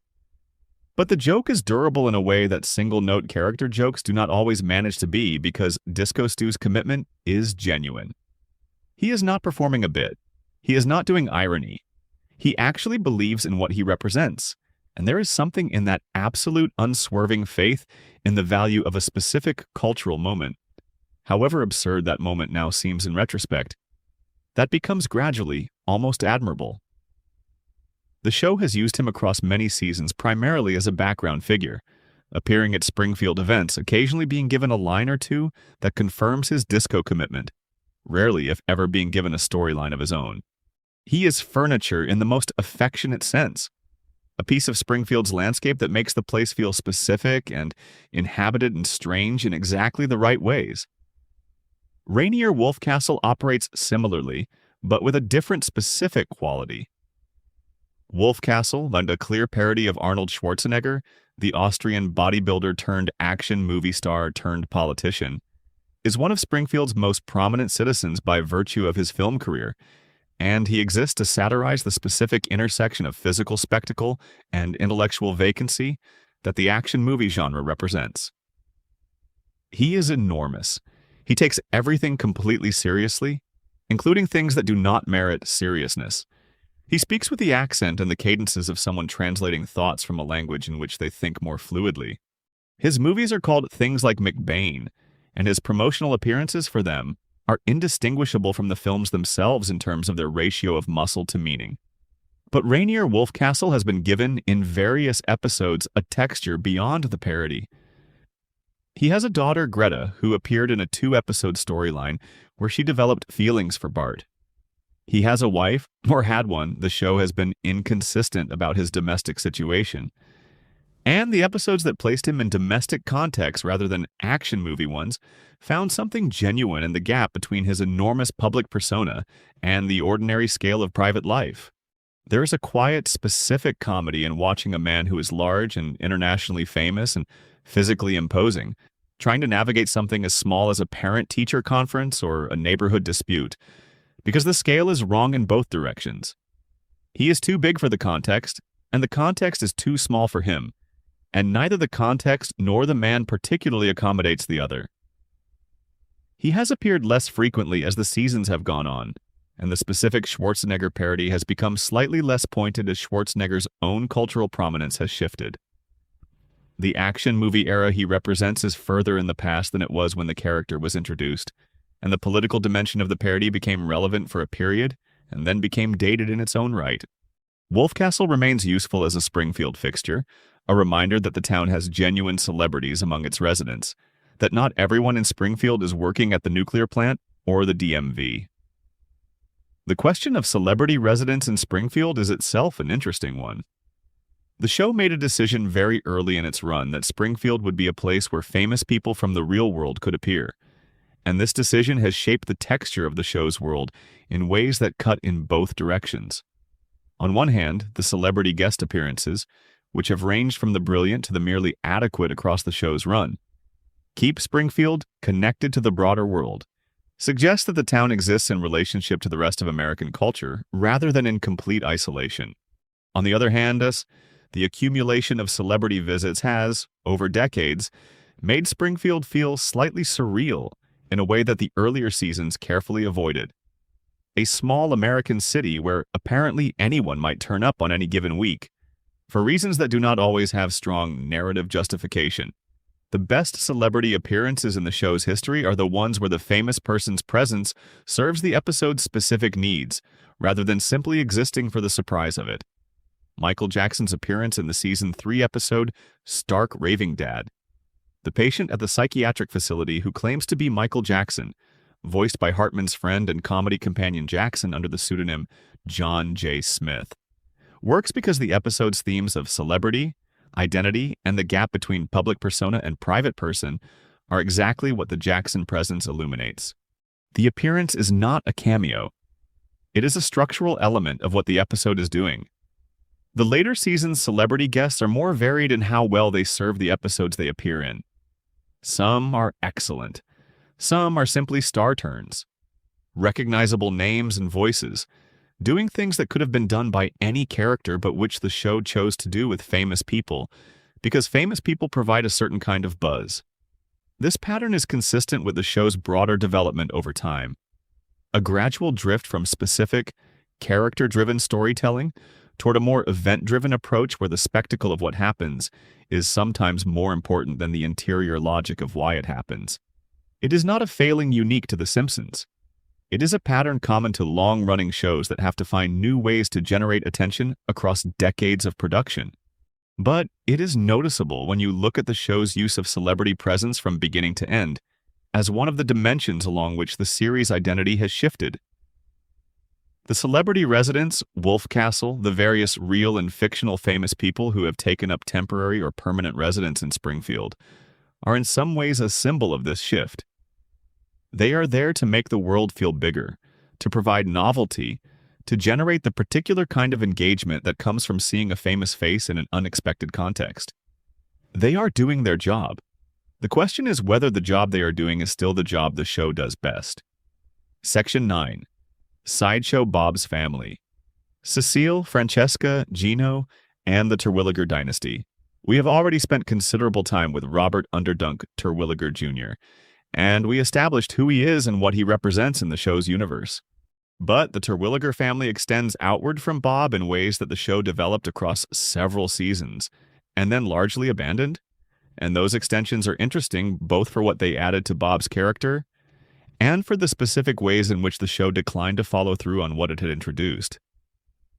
Cecil Terwilliger, Robert's younger brother, was introduced in the Season 8 episode Brother from Another Series, an episode that is, in certain circles, considered one of the underrated gems of the show's run. David Hyde Pierce provided Cecil's voice, and the casting decision was, in retrospect, both obvious and inspired. Pierce's Niles Crane on Frasier was a character defined by his relationship with his brother, by the specific emotional dynamic of a younger sibling who has spent his life in the older sibling's shadow, and who has developed his entire personality in relationship to that dynamic. The parallel between Frasier/Niles and Bob/Cecil was immediately legible and gave the episode a metatextual richness that rewarded attention. Cecil's backstory, as established in the episode, is a specific kind of biographical tragedy. He had always wanted to be Krusty's sidekick. He had auditioned for the role, genuinely wanted it, and was passed over in favor of Bob. A fact that still, years later, carries enough emotional charge to structure his relationship with his brother. Cecil is, in some ways, the straight man to Bob's grandiosity, the person who sees Bob clearly and maintains a settled resentment about what Bob's presence in his life has cost him. He is also genuinely clever, genuinely dangerous, and genuinely capable of the kind of long-term scheming that the episode reveals he has been conducting under the cover of his legitimate career as a civil engineer. The episode's plot involves Cecil's management of a dam construction project, which he has been systematically misappropriating funds from. Bob, initially believing Cecil is genuinely rehabilitated and working honestly, discovers the scheme and ultimately exposes Cecil to the authorities, arriving, for the first time in the show's history, on the side of Bart and Lisa against a criminal threat. Cecil is arrested. The episode ends with both brothers in prison, which is the correct ending. Both Terwilligers, both brilliant, both in orange jumpsuits, glaring at each other with the specific quality of sibling resentment that persists regardless of the circumstances that surround it. Pierce voiced Cecil in subsequent guest appearances. In the season 17 episode The Italian Bob, most notably, which introduced the character of Francesca and, through her, the complication of Bob's romantic life. In that episode, Bob and his family, wife Francesca, infant son Gino, are living in Italy where Bob has successfully constructed a new identity as the mayor of a small village. The Simpsons arrive on a European vacation and accidentally expose his real identity, forcing the family to flee and swearing revenge on the Simpsons. Gino, the infant son, is established immediately as sharing his father's violent inclinations, crawling after Bart with a tiny knife, which is both very funny and slightly troubling if you spend too long thinking about what it says about the Terwilliger family's trajectory. The introduction of Francesca and Gino was the show's most ambitious attempt to develop Bob's character in genuinely new directions. A Bob who is a husband and father is a different Bob than a Bob who is a lone obsessive, and the episode is at its most interesting when it sits with the specific version of Bob that emerges from the domestic context. Still grandiose, still prone to theatrical declarations, but also genuinely invested in protecting his family, capable of the kind of ordinary domestic tenderness that his character in isolation rarely gets to display. But the show did not follow through on this development in any sustained way. Francesca and Gino appeared in subsequent seasons but were never developed into genuinely dimensional characters. Francesca was primarily defined by her Italianness and her loyalty to Bob. Gino was defined by the knife-wielding. Both of them existed primarily to complicate Bob's situation in specific episodes, rather than to add ongoing depth to who he is. The family as a unit had narrative potential that the show acknowledged. In an episode where they are hunting the Simpsons together, there is a real energy, the specific threat of a family of brilliant people aligned against a single target, but which the show never realized in any sustained way. Cecil's subsequent appearances follow a similar pattern, brilliant in the episodes that give him real material, reduced to a cameo in the ones that bring him back primarily for the pleasure of the peer/grammar dynamic, without doing anything new with it. The Bob Next Door in Season 21 featured Cecil in a supporting role that used his intelligence, but did not develop his character. Later appearances have been increasingly infrequent. What the Terwilliger family represents, in the reading where these things represent anything, is the show's recurring pattern of introducing genuine depth and then declining to maintain it. The family is extraordinary. 3 generations of brilliance and dysfunction, a genuinely specific family history with its own internal logic, a set of relationships that could sustain genuine dramatic complexity. The show built the architecture and then used it occasionally as a set, without committing to it as a world. This is perhaps the inevitable consequence of the show's structure. An episodic series that resets at the end of each episode cannot maintain the sustained development that a genuine serialized narrative would allow. The Terwilligers arrive, do something brilliant, and return to wherever they have been between episodes. The world they live in between appearances is implied but never shown. And what happens in that implied world? Bob and Francesca and Gino in their Italian village, or wherever they have moved after the village was exposed.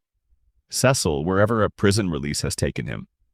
The 3 of them in whatever relationship siblings maintain across the specific damages they have done to each other, is the story the show cannot quite tell, because it would require a different kind of show to tell it. Section 10. Frank Grimes and the Characters Who Deserved More. Frank Grimes appeared in exactly 1 episode of The Simpsons. He died at the end of it. The show has never in any meaningful way forgotten him. Homer's Enemy. The Season 8 episode that introduced Frank Grimes? Grimy, as he'd like to be called, as Homer eulogizes him, is one of the most discussed and analyzed episodes in the show's history. And it is discussed so frequently because it does something almost no other episode of The Simpsons ever attempts.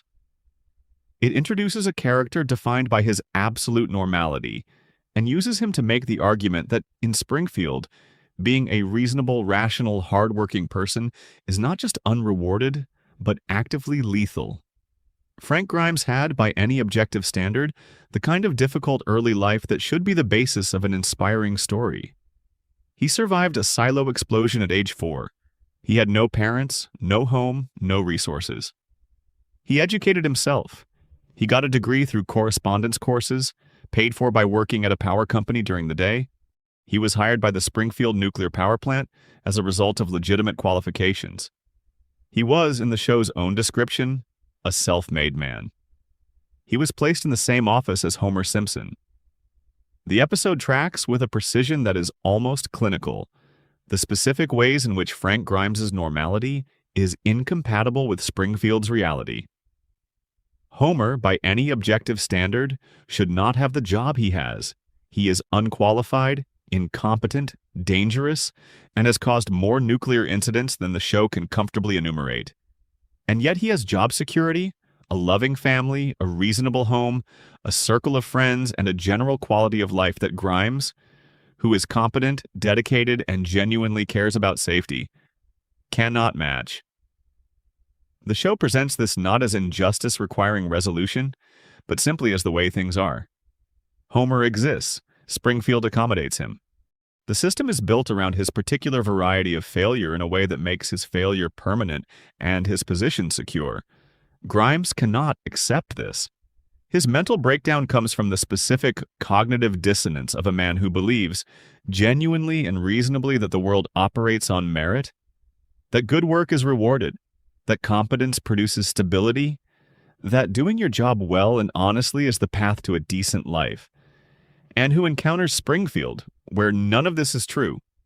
His madness is the madness of someone whose map does not match the territory, who cannot update the map because the map is all he has.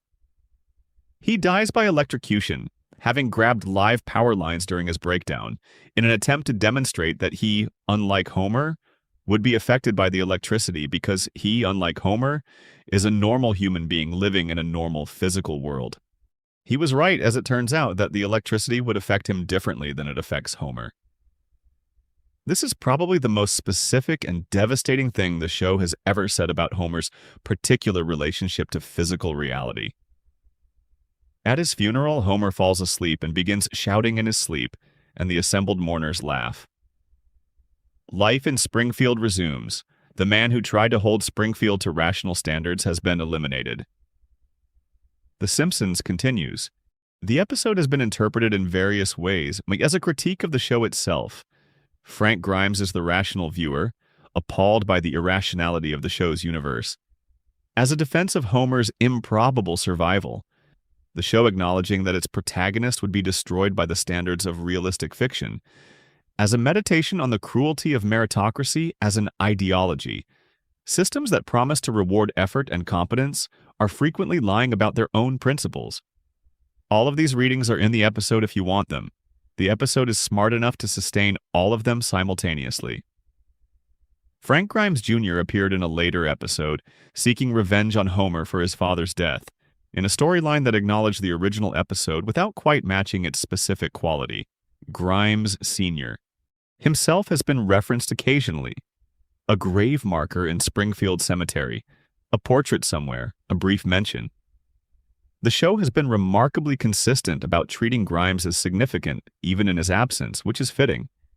He is the character who most clearly articulates what is wrong with Springfield's reality. And Springfield is most comfortable when articulations of that sort are kept in the past tense.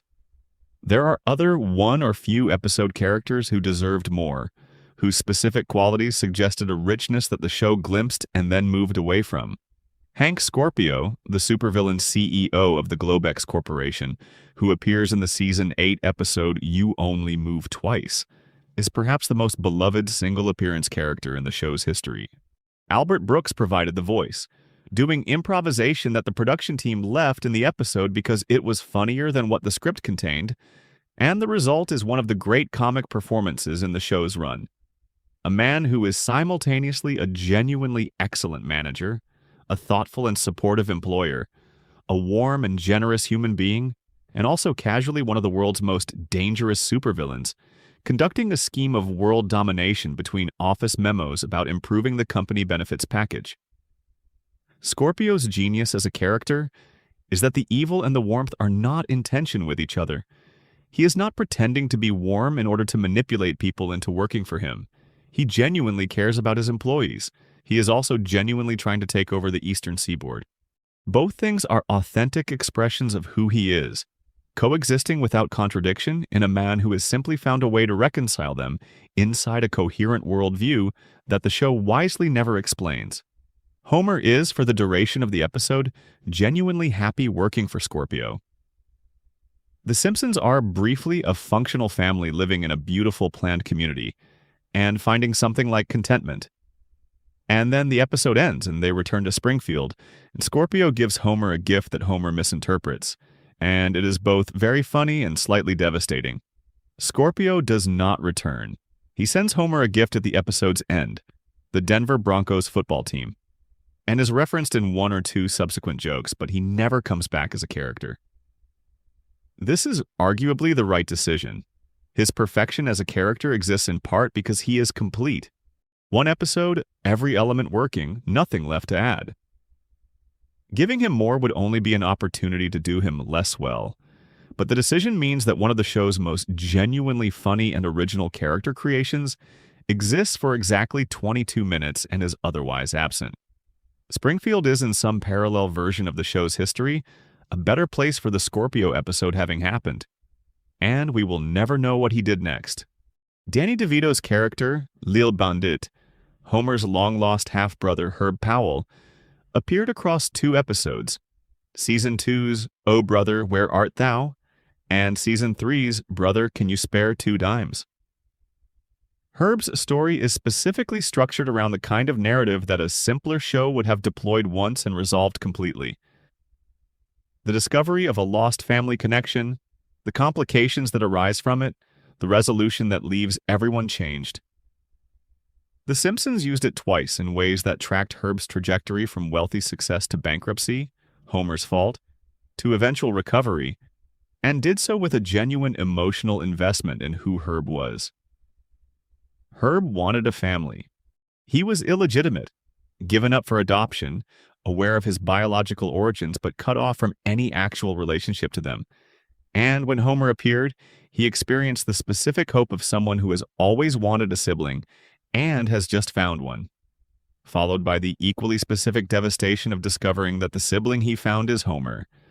DeVito played him with a cracked open quality, allowing Herb's emotional needs to be visible without making them pathetic, and the 2 episodes that contained him were genuinely affecting, in ways that the show's more purely comic episodes do not attempt. He never returned for a 3rd appearance, and given what the character's 2 appearances accomplished, a complete arc from connection to loss to recovery. Perhaps that is right. Some characters arrive, do their specific thing in the show's world, and then return to wherever they came from.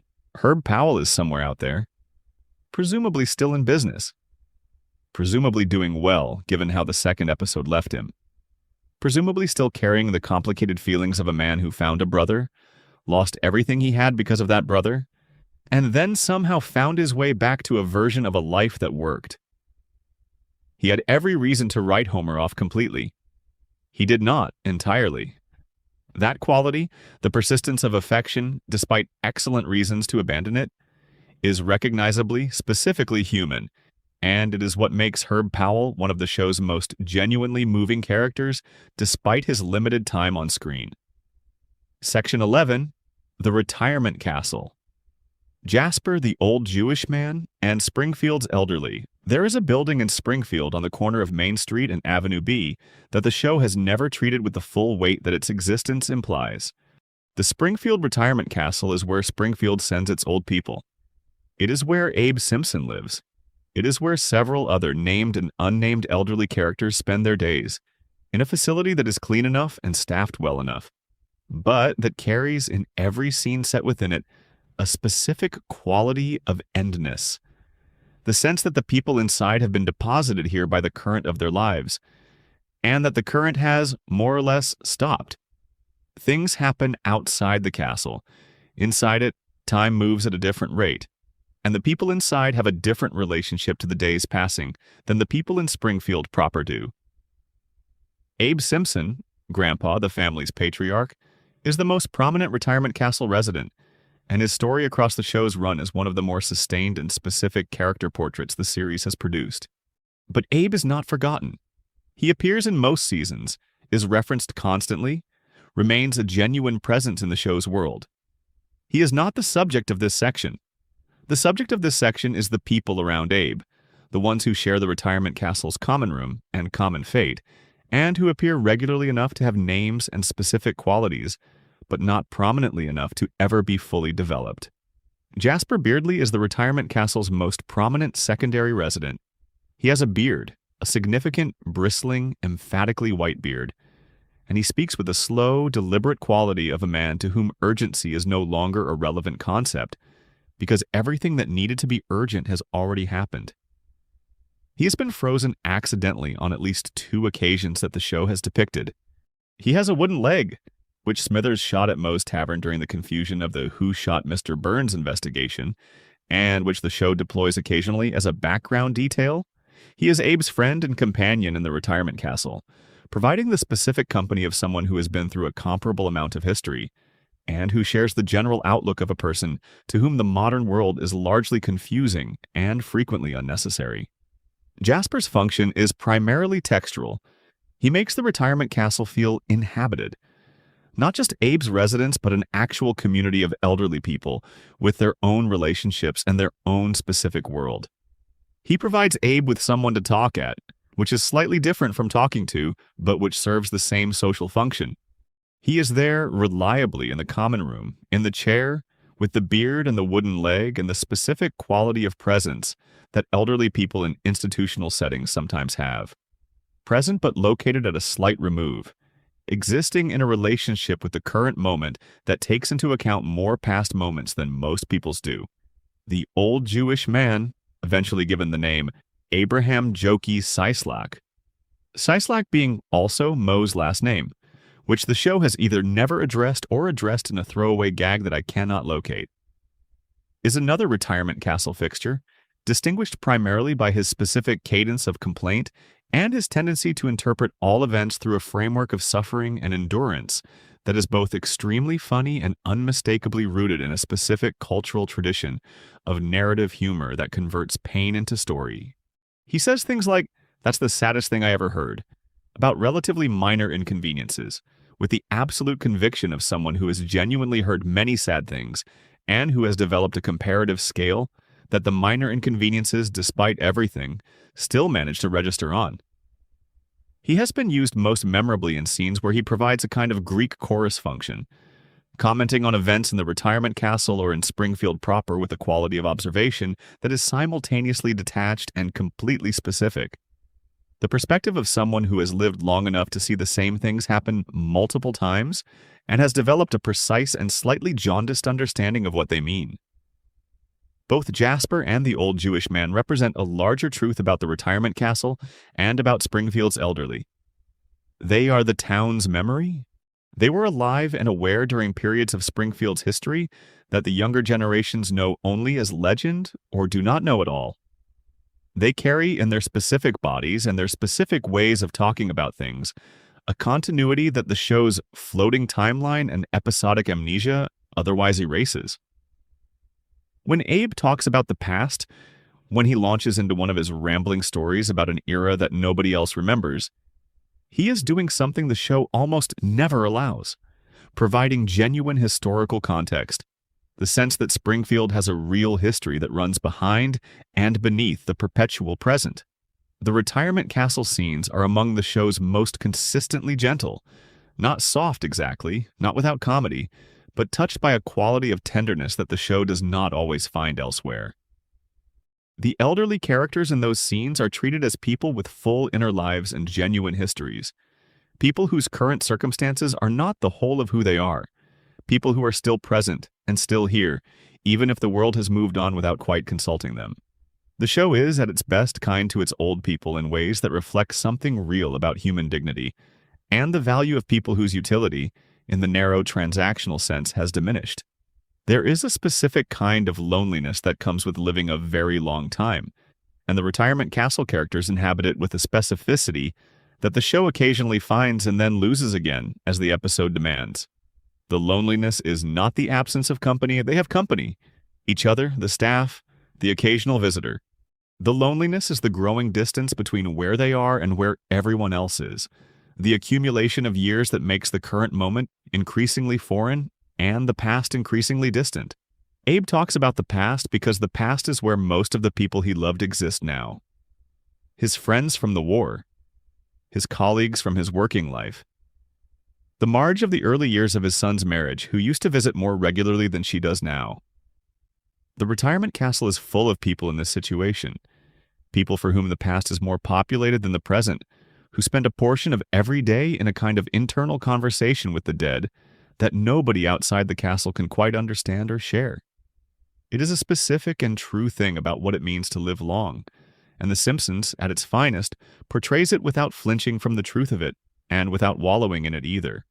The castle is sad in the specific way that real things are sad, honestly, quietly, without melodrama, in ways that you can live alongside and that do not demand any particular response from you beyond acknowledgement. Jasper is still in his chair. The old Jewish man is still in his. Abe is still telling stories that nobody is quite listening to. And outside the castle's windows, Springfield continues. Younger, louder, less patient with the pace at which the castle's residents experience the world, and missing something as a result of that impatience. Missing what they know, missing what they remember. Missing the specific quality of understanding that comes from having been alive long enough to see certain things happen more than once. Section 12. Lenny, Carl, Barney, and the regulars. At the end of the bar. We arrive at the end of this long journey through Springfield's forgotten corners, at the place where so much of the show's emotional life has always been anchored. The bar, the plant, the places where Homer's adult world is most concentrated. And here we find three characters who have been as central to the fabric of the show as the Simpsons family themselves. Three men who have shared Homer's life across 3 decades, and who have each, in their different ways, experienced the particular fate of becoming background when they might have been foreground. Let's start at Moe's. Barney Gumble is, by any objective measure, one of the great comic supporting characters in the history of American sitcoms. He arrived in the first season as Homer's best friend from high school, a man defined by his enormous capacity for alcohol consumption and by the gap between the person he might have been and the person that capacity has made him. He belches. He is enormous. He sleeps in the bar. He has, at various points, been kind to animals, displayed genuine artistic talent, demonstrated intellectual ability that suggests a functional mind has been buried under years of alcohol damage, and shown Homer the specific variety of loyalty that only very old friendships maintain. The loyalty that has survived enough things, both good and bad, to have become structural, a part of the architecture of who both men are rather than something either of them has to actively maintain. The season 10 episode Duffless, in which Homer gives up beer for a month as a bet with Marge, and the various episodes that touch on Homer's drinking more generally, always position Moe's and the men in it as the environment in which Homer is most comfortable, most himself in his worst version, most clearly expressing the aspects of his character that his family life requires him to manage. The bar is where Homer's ID operates without significant impediment, and Barney is the ID's most devoted companion. But Barney was given in season 12 something that the show has not always known what to do with: genuine change. The episode A Star is Burns had introduced Barney as a filmmaker whose documentary about his own alcoholism was so powerful and so honest that it won the Springfield Film Festival, but that storyline did not fundamentally alter his character. Season 12's Days of Wine and Doses did something more significant. Barney got sober. He stopped drinking. He took up rock climbing, found a new passion, began reconstructing a life that had been entirely organized around alcohol. This is, in terms of character development, one of the most substantial things the show has ever done with a secondary character. Genuine sobriety, genuinely achieved, is a real change. The kind of change that alters who a person is and what their world looks like in ways that cannot simply be undone by the next episode's reset. And the show did not quite undo it. It held on to Barney's sobriety for a period, acknowledging it, allowing some episodes to reflect his changed situation. He was, for a while, the version of himself that his potential had always suggested he might be. Still large, still present at Moe's, still part of the same social world, but inhabiting it differently. The specific degradation of chronic intoxication was absent. In its place was something more complicated. A man re-encountering a life that the alcohol had been mediating, discovering what it felt like to experience the world directly. The show could not ultimately sustain this. The Simpsons, as we have discussed at length across this video, is not built for the kind of sustained character development that Barney's sobriety demanded. He drifted back in the later seasons toward his original characterization, still technically acknowledged as someone who had had a sobriety arc, but functionally operating again as the enormous, cheerful, frequently drunk man who belches and sleeps in the bar and is Homer's best friend. The change did not fully stick. It retreated into backstory. This is the saddest version of the forgetting this video has been tracing. Barney's sobriety was not just a plot development, it was an argument that people can actually change, that the specific damage that Springfield produces in its residents is not necessarily permanent, that the gap between who someone is and who they might have been can, with sustained effort and genuine support, be closed at least partially. That argument, when the show retreated from it, became a quieter thing. Not a disproved argument, but a dormant one, still potentially true, still somewhere in Barney's history, not currently being expressed. He is still at Moe's. He has always been at Moe's. And there is something in that specific constancy. The man who is always there when you arrive, always in the same seat, always with the same expression of comfortable and unself-conscious presence, that is its own kind of testimony. Not to failure exactly, to persistence. To the particular durability of a certain kind of friendship, the kind that does not require you to be your best self in order to qualify, the kind that holds even when everything else has slipped. Lenny Leonard and Carl Carlson are, in the show's formal taxonomy, Homer's co-workers at the nuclear plant. They are, in the show's actual emotional taxonomy, his friends. The specific variety of friend you make in a specific place and time, who becomes so integrated into your daily existence that their presence is as natural as the morning coffee, and their absence would register as something genuinely wrong, even if you could not immediately name what the wrongness was. They are also, considered independently, rather different people who happen to occupy the same social space. Lenny, voiced by Harry Shearer, is the gentler of the two, the more immediately readable. He has a specific vulnerability that the show plays mostly for comedy, but that occasionally tips into something more real. He is, beneath the good cheer and the plant workers' resigned acceptance of his circumstances, a man who wants things. He wants friendship and companionship in a sense that his life has been meaningful, and he approaches these wants with a combination of genuine feeling and a learned capacity to not take any of them too seriously, because taking them too seriously in Springfield would be its own kind of suffering. His eye has been injured in various episodes. The specific nature and number of his eye injuries is a running background gag that the show has maintained across many seasons. The joke being that Lenny's left eye is consistently in some kind of peril, and that this peril is treated by everyone around him as unremarkable.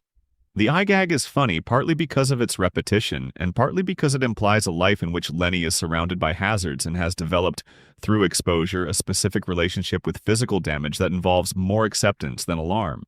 Carl is more contained, more deliberate, more clearly intelligent in a way that the plant's functional role does not require him to be. He has a doctorate. This fact, which the show established and then periodically references when it needs to remind the audience that Carl is not simply a plant worker, but a plant worker who could, in different circumstances, be considerably more than that, sits in interesting relationship with his actual life, which is spent doing a relatively low-skill job in a dangerous facility alongside Homer Simpson. Why is Carl at the plant? The show has never fully answered this question. Various explanations have been offered in passing. He likes his coworkers, he finds the stability comfortable. He has reasons the show has not explored, but none of them fully accounts for the specific gap between his capabilities and his position. This gap is not something Carl seems troubled by, which is itself interesting. He has made his peace with where he is in a way that does not require constant renegotiation. He is where he is, his friends are here, the bar is nearby, and whatever larger ambitions might theoretically have been possible have been declined without what appears to be significant regret. Lenny and Carl together are one of television's great background friendships.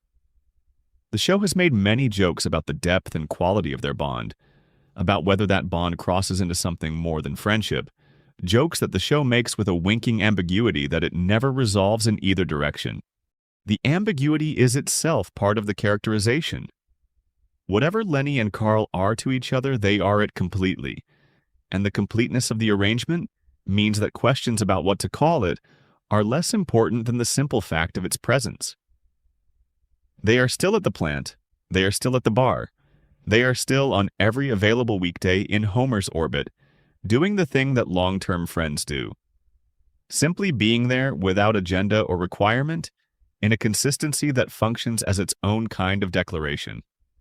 Mo Sislak is, in the reading where you look carefully enough, the most tragic figure in Springfield. He runs a bar. He has run the bar for the duration of the show.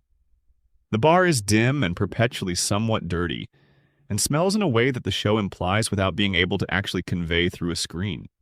The bar is the only thing Mo has ever had that is unambiguously his, and the fact that it barely sustains itself economically is something Mo has made peace with in the way of someone who has concluded that alternatives to the current situation would require more change than he is capable of. The show has returned to Mo's romantic life and emotional world in several episodes, and the pattern that emerges is consistent and somewhat devastating. Mo is capable of real feeling, in fact, more capable of it than he usually lets anyone see, and every time he opens himself up to the possibility of genuine connection, something goes wrong. Either the woman is wrong for him, or the timing is wrong, or, more painfully, The woman is right and he is wrong for her. And he has to watch that wrongness play out in real time and understand, again, that the bar is where he will return when it is over. The season 12 episode, Pygmalion, gave Mo reconstructive surgery and a period of conventional attractiveness, and tracked what happened when the thing he had assumed was holding him back from connection was removed. What happens is that connection is still hard. The obstacle was never his face.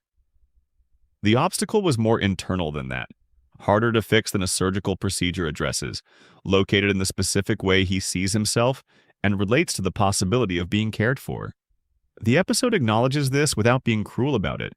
Mo's moment of attractiveness is also a moment of genuine warmth, of experiencing what it feels like to be seen in a new way, and the loss of it when the surgery reverts is genuinely affecting precisely because he had started to believe in it. The season 13 episode, Papa's Got a Brand New Badge, and various other Mo-centric episodes have explored his family background, his history before the bar, the specific circumstances that produced the specific man. The show has never been entirely consistent about this backstory. Mo's history has been revised across episodes in ways that reflect the floating timeline's particular instability around secondary characters. But the emotional through line is consistent. A man who has experienced enough failure and enough rejection that self-protection has become his primary relational mode, who keeps the bar not just as a business but as a space he controls, where the rules are his rules and the people who come are coming to him rather than requiring him to go somewhere he might not be welcome. He loves Homer. He loves Lenny and Carl and Barney. He loves them in the specific, unsentimental, daily expressed way of someone who does not trust grand declarations, but who will open the bar early when Homer needs somewhere to be and who will, in a crisis, do the thing that needs to be done without requiring anyone to ask him. His love is not demonstrative. It is structural. It is built into the way the bar operates and the specific welcome that certain people receive when they walk through the door. Mo Seislak is the bar. The bar is Mo. And the bar has been there, lights on, door unlocked, for 36 years. For everyone in Springfield who needed somewhere to be and someone who, without making too much of it, was glad to have them there. Section 13. Superintendent Chalmers and the people who ran things. The great recurring joke of Superintendent Chalmers' life is that he keeps returning to Springfield. He is the superintendent of Springfield School District.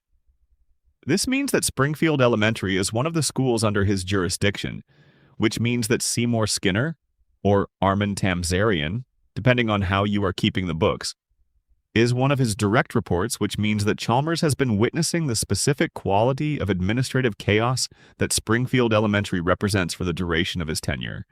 And he has kept coming back anyway. Voiced by Hank Azaria, Chalmers arrived in the Season 2 episode The PTA Disbands, and became, over subsequent seasons, one of the show's most reliable comic engines. The institutional authority figure who is, himself, subject to a higher authority, and who expresses his own frustration at the inadequacies of those below him, in language that oscillates between bureaucratic formality and barely suppressed rage. His relationship with Skinner is built entirely on this dynamic. Chalmers sees clearly that Skinner is not running a good school, understands that the specific reasons for this are complicated by factors beyond Skinner's control, and chooses, repeatedly and against reasonable expectation, to give Skinner another chance rather than replacing him with someone who might do the job better. This choice has never been fully explained by the show, and its inexplicability is part of what makes Chalmers interesting. He is not stupid. He sees Springfield Elementary clearly. He is not corrupt. There is no evident reason for him to protect Skinner for personal gain. He seems, in the most straightforward reading, to be a man who has spent long enough in education administration to have developed a realistic understanding of what is achievable and to have calibrated his expectations accordingly. Skinner is not the worst outcome available. He is a specific and somewhat limited outcome, but he is also consistent, and consistency has a value in institutional settings that is easy to underestimate. The steamed hams scene, which became in the mid-2000s one of the most extensively remixed and parodied moments in internet culture, comes from the season 7 episode 22 short films about Springfield and depicts a dinner between Chalmers and Skinner that goes comprehensively wrong in ways that Skinner attempts to cover up through a series of escalating and increasingly absurd deceptions. Chalmers, across the scene, is a man engaging in a performance of credulity that neither party entirely believes, maintaining the fiction of normalcy because the fiction of normalcy is what the relationship requires. He can see that Skinner's kitchen is on fire. He accepts the explanation that the fire is an aurora borealis localized entirely within Skinner's kitchen, because the alternative, acknowledging the fire, insisting on the truth, would require a confrontation that neither of them is quite ready for. This is, reduced to its essentials, the show's comment on institutional culture. The systems that allow incompetence to persist are often systems in which the people best positioned to address the incompetence have sufficient personal and professional reasons to look the other way, to accept explanations that they do not quite believe, to treat obvious fictions as sufficient because the truth would demand too much change. Chalmers is still making his visits to Springfield Elementary, still arriving in his car, still entering the building with the specific expression of a man who knows roughly what he is about to find, but who is committed to finding it anyway, still saying Skinner in that particular register, the register that suggests enormous restraint and enormous accumulated frustration, finding a minimal and temporary outlet. Still, despite everything, coming back. Mayor Joe Quimby, Springfield's perpetual mayor, thinly veiled Kennedy parody, provider of a voice that suggests a man who made a certain kind of decision about how to present himself in the early 1970s and has never revisited it, deserves a brief moment here, in the context of the characters who ran things and who have, over time, become less central to the show's world. Quimby's function in Springfield's political ecosystem is to embody the specific variety of local political corruption that involves not malice exactly, but an extraordinary commitment to personal comfort and very limited interest in the actual work of governance. He is not evil. He is simply someone who discovered early in his political career that the actual work of governing was much harder and less rewarding than the prestige and benefits of appearing to govern, and who made the entirely rational decision to invest primarily in the appearance. His romantic scandals, like his extramarital adventures, are ongoing and openly acknowledged within Springfield, despite never quite costing him an election. His malapropisms, his occasionally revealed flashes of actual decent impulse that seem to surprise even him. All of these contribute to a character who is recognizable as a specific type of American political figure without being a caricature of any individual. He could be any of them. He is all of them. He is still mayor. The election never produces a different outcome. Springfield, with its collective inability to sustain indignation long enough to produce change, keeps returning Quimby to office. And Quimby, with the philosophical equanimity of a man who has never expected too much from himself and has been pleasantly surprised to find that others expect even less, keeps accepting. Dr. Nick Riviera. Hi, everybody. Represents the medical establishment's shadow version, the doctor-adjacent figure that Springfield's medical economy apparently requires to serve the patients who, for various reasons of cost or reputation or specific treatment needed, cannot access or choose not to access the licensed medical professionals in town. He is not a good doctor. The show has made this comprehensively and repeatedly clear. He has, however, a specific cheerfulness about his limitations that makes him, in his way, a more reassuring presence than a more capable doctor with less pleasant bedside manner might be. He greets everyone with genuine warmth. He approaches every procedure with the enthusiasm of someone who is doing what he loves, even if what he loves is medicine practiced in ways that have not been approved by relevant regulatory bodies. He is there when you need him, and he will try his best, and his best is frequently very bad. But it is offered with a quality of personal investment that is not nothing.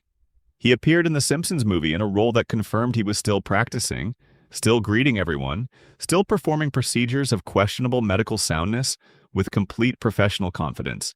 He is a corner of Springfield's world, a specific and necessary type in the show's ecosystem, and his absence would be noticed, even though his presence is rarely the subject of extended focus. Section 14. Willie Otto and the people who keep Springfield running. There are people in every community whose work makes the community possible and who are largely invisible to the people for whom they do it. The sanitation workers, the maintenance staff, the drivers and fixers and people who show up early and leave late, and who are thanked approximately never for the specific and necessary work they do. Springfield has several of these, and the show has done better by some of them than others. Groundskeeper Willie, William McDougall, the Scottish groundskeeper of Springfield Elementary, is among the most consistently deployed secondary characters in the show's history.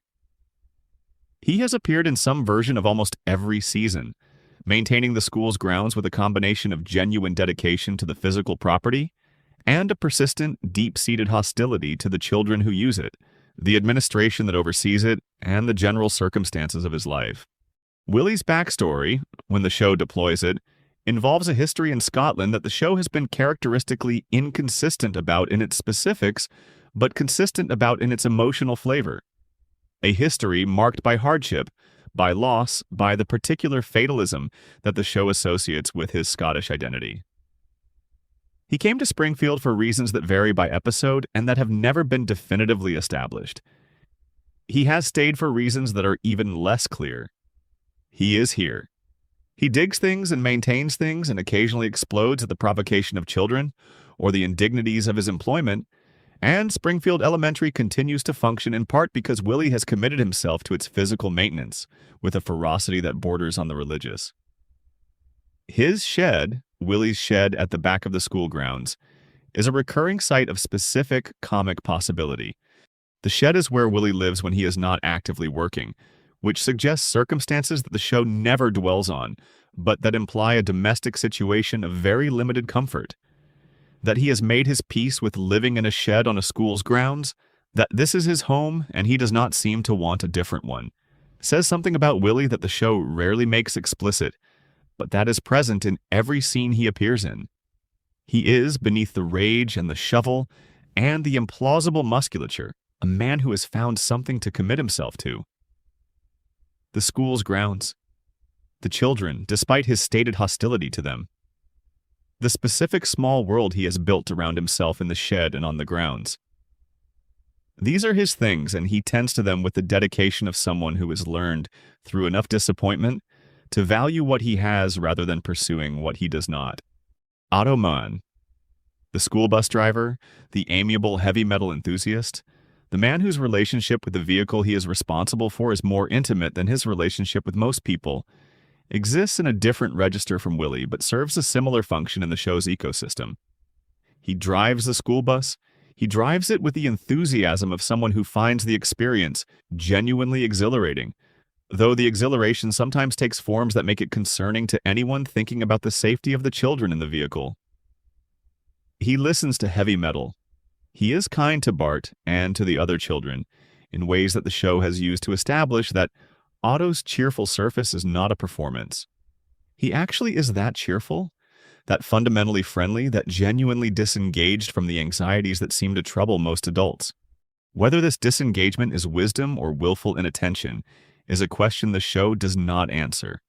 Otto operates in a state of continuous present-tense contentment that suggests either enlightenment or a very specific relationship with reality, and the show has always been wisely ambiguous about which it is.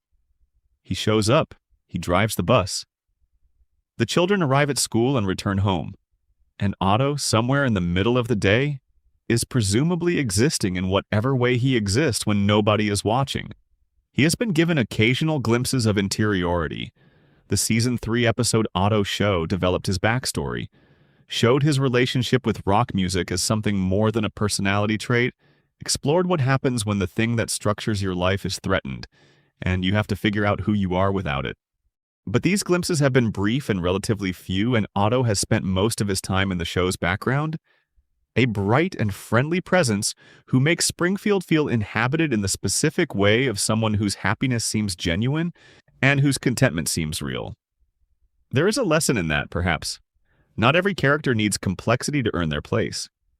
Sometimes the value is simply the consistent presence of someone who greets the world with warmth, who shows up reliably, who does the thing they are there to do, and does it without requiring drama or recognition or the specific kind of narrative attention that shapes a character into something legible and complete. Otto drives the bus. He has always driven the bus. The children are safe enough. The heavy metal plays.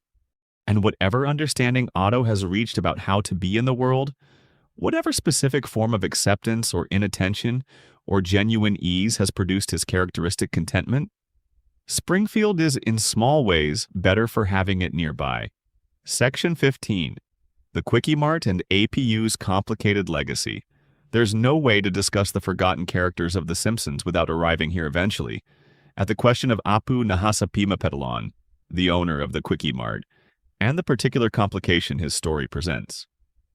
Apu was, for the first 20 or so seasons of the show, one of the most prominent secondary characters in the series. He appeared constantly.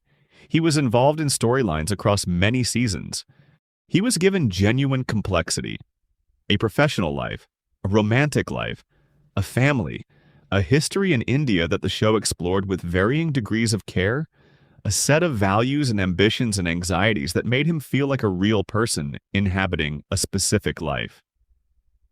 The 2017 documentary The Problem with Apu made the argument centrally that the character as written and performed represented a harmful stereotype, that the voice, Hank Azaria's exaggerated Indian accent, the characterization, the immigrant convenience store owner, and the way the character's Indian identity was consistently played for comedy constituted a form of representation that did more harm than good to Indian American communities and audiences. The documentary was widely seen, widely discussed, and produced a genuine reckoning at The Simpsons production team. The show's response was initially awkward. A meta-commentary episode in which Lisa looks at the camera and says that some things will simply be addressed later, which was widely read as defensive and evasive. Hank Azaria subsequently announced that he would no longer voice the character, and Apu has, since approximately season 30, essentially disappeared from the show. He is present in background shots occasionally. He appears in crowd scenes he is referenced, but he has not been a speaking character with meaningful storylines in several seasons, and no replacement voice has been announced. This is, as a character trajectory, unlike any of the others discussed in this video. Every other forgotten character in the script became forgotten through the ordinary processes of long-running television. The writers found other stories to tell. The character's moment passed. The show moved on in directions that did not require their particular presence. Apu's disappearance is the result of a cultural reckoning, a genuine moral question about what the character represented, and whether the representation was compatible with the show's values as it wished to present them. The honest position is that both things can be true simultaneously. The character had genuine qualities, genuine moments, a genuine place in Springfield's world that made the show richer in various ways. And the manner of his portrayal, the voice, the way his ethnicity was deployed for comedy, caused real harm to real audiences and warranted the genuine reconsideration that occurred. The character's disappearance is not a simple loss or a simple correction. It is a complicated thing that reflects a complicated history, and it deserves to be held in that complexity rather than resolved into a simple verdict. The Quickie Mart is still there. Someone is running it. The camera occasionally finds it in Springfield establishing shots.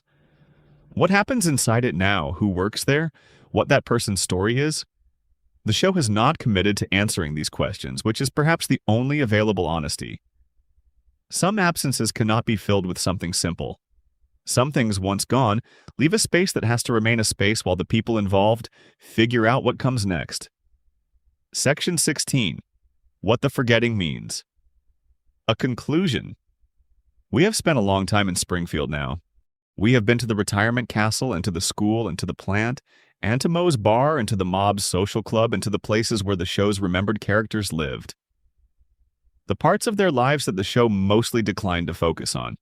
We have traced the arcs of brilliant creations and half-finished ones, of characters who deserved more attention and characters who were given exactly the attention they needed, of people who simply drifted out of the show's awareness in the natural rhythm of a long, creative life, and people whose disappearance means something more specific and more complicated. What does the forgetting mean? Part of what it means is simply this. The Simpsons has been going long enough that it contains within it the record of multiple different shows that have occupied the same time slot and shared the same characters. The Simpsons of 1990 is not the same show as The Simpsons of 2000 or The Simpsons of 2015. The characters who populated those different versions of Springfield had different prominence, different roles, different relationships to the show's priorities at any given moment. The forgetting is the record of those transitions, the evidence of what the show once cared about and subsequently cared about less. Part of what it means is about the nature of long-running creative work generally. No creative team can sustain the same level of investment in every element across multiple decades. Things get prioritized, things get deprioritized. Characters who were once central to the texture of a show become less central because the writers have found other things to explore, because the cultural moment that made a character's specific qualities resonant has passed, because the voice actor became unavailable, or the relationship between the show and the audience changed in ways that made certain kinds of stories less viable. Part of what it means is about the specific quality of The Simpsons' relationship to its own world. Springfield is, as we established at the very beginning, a place that operates through collective denial, through the systematic forgetting of things that would, if remembered, demand uncomfortable acknowledgments. The show itself enacts this pattern in its relationship to its own history. Characters are forgotten the way Springfield forgets things. Not dramatically, not through a process of explicit decision, but through accumulation, through the simple fact of continuing to look at other things until the thing you are no longer looking at fades from your active awareness. But part of what it means is also about what is lost when communities stop tending to their peripheral members. Sideshow Mel is funnier when the show remembers that he has an inner life. Krusty is more interesting when the show remembers that his cynicism is a performance, and that underneath it is a man who wanted his father to love him, and who chose comedy when the thing he wanted was not available. Frank Grimes is the most important character in the show's history, not because he appears in many episodes, but because his single appearance articulates something true about Springfield that no other episode articulates as clearly. And Barney Gumbel's sobriety arc matters not because it was sustained, but because it was attempted. Because the show once looked at a character who had been reduced to a function and tried to see the person underneath. The characters in this video are not truly forgotten.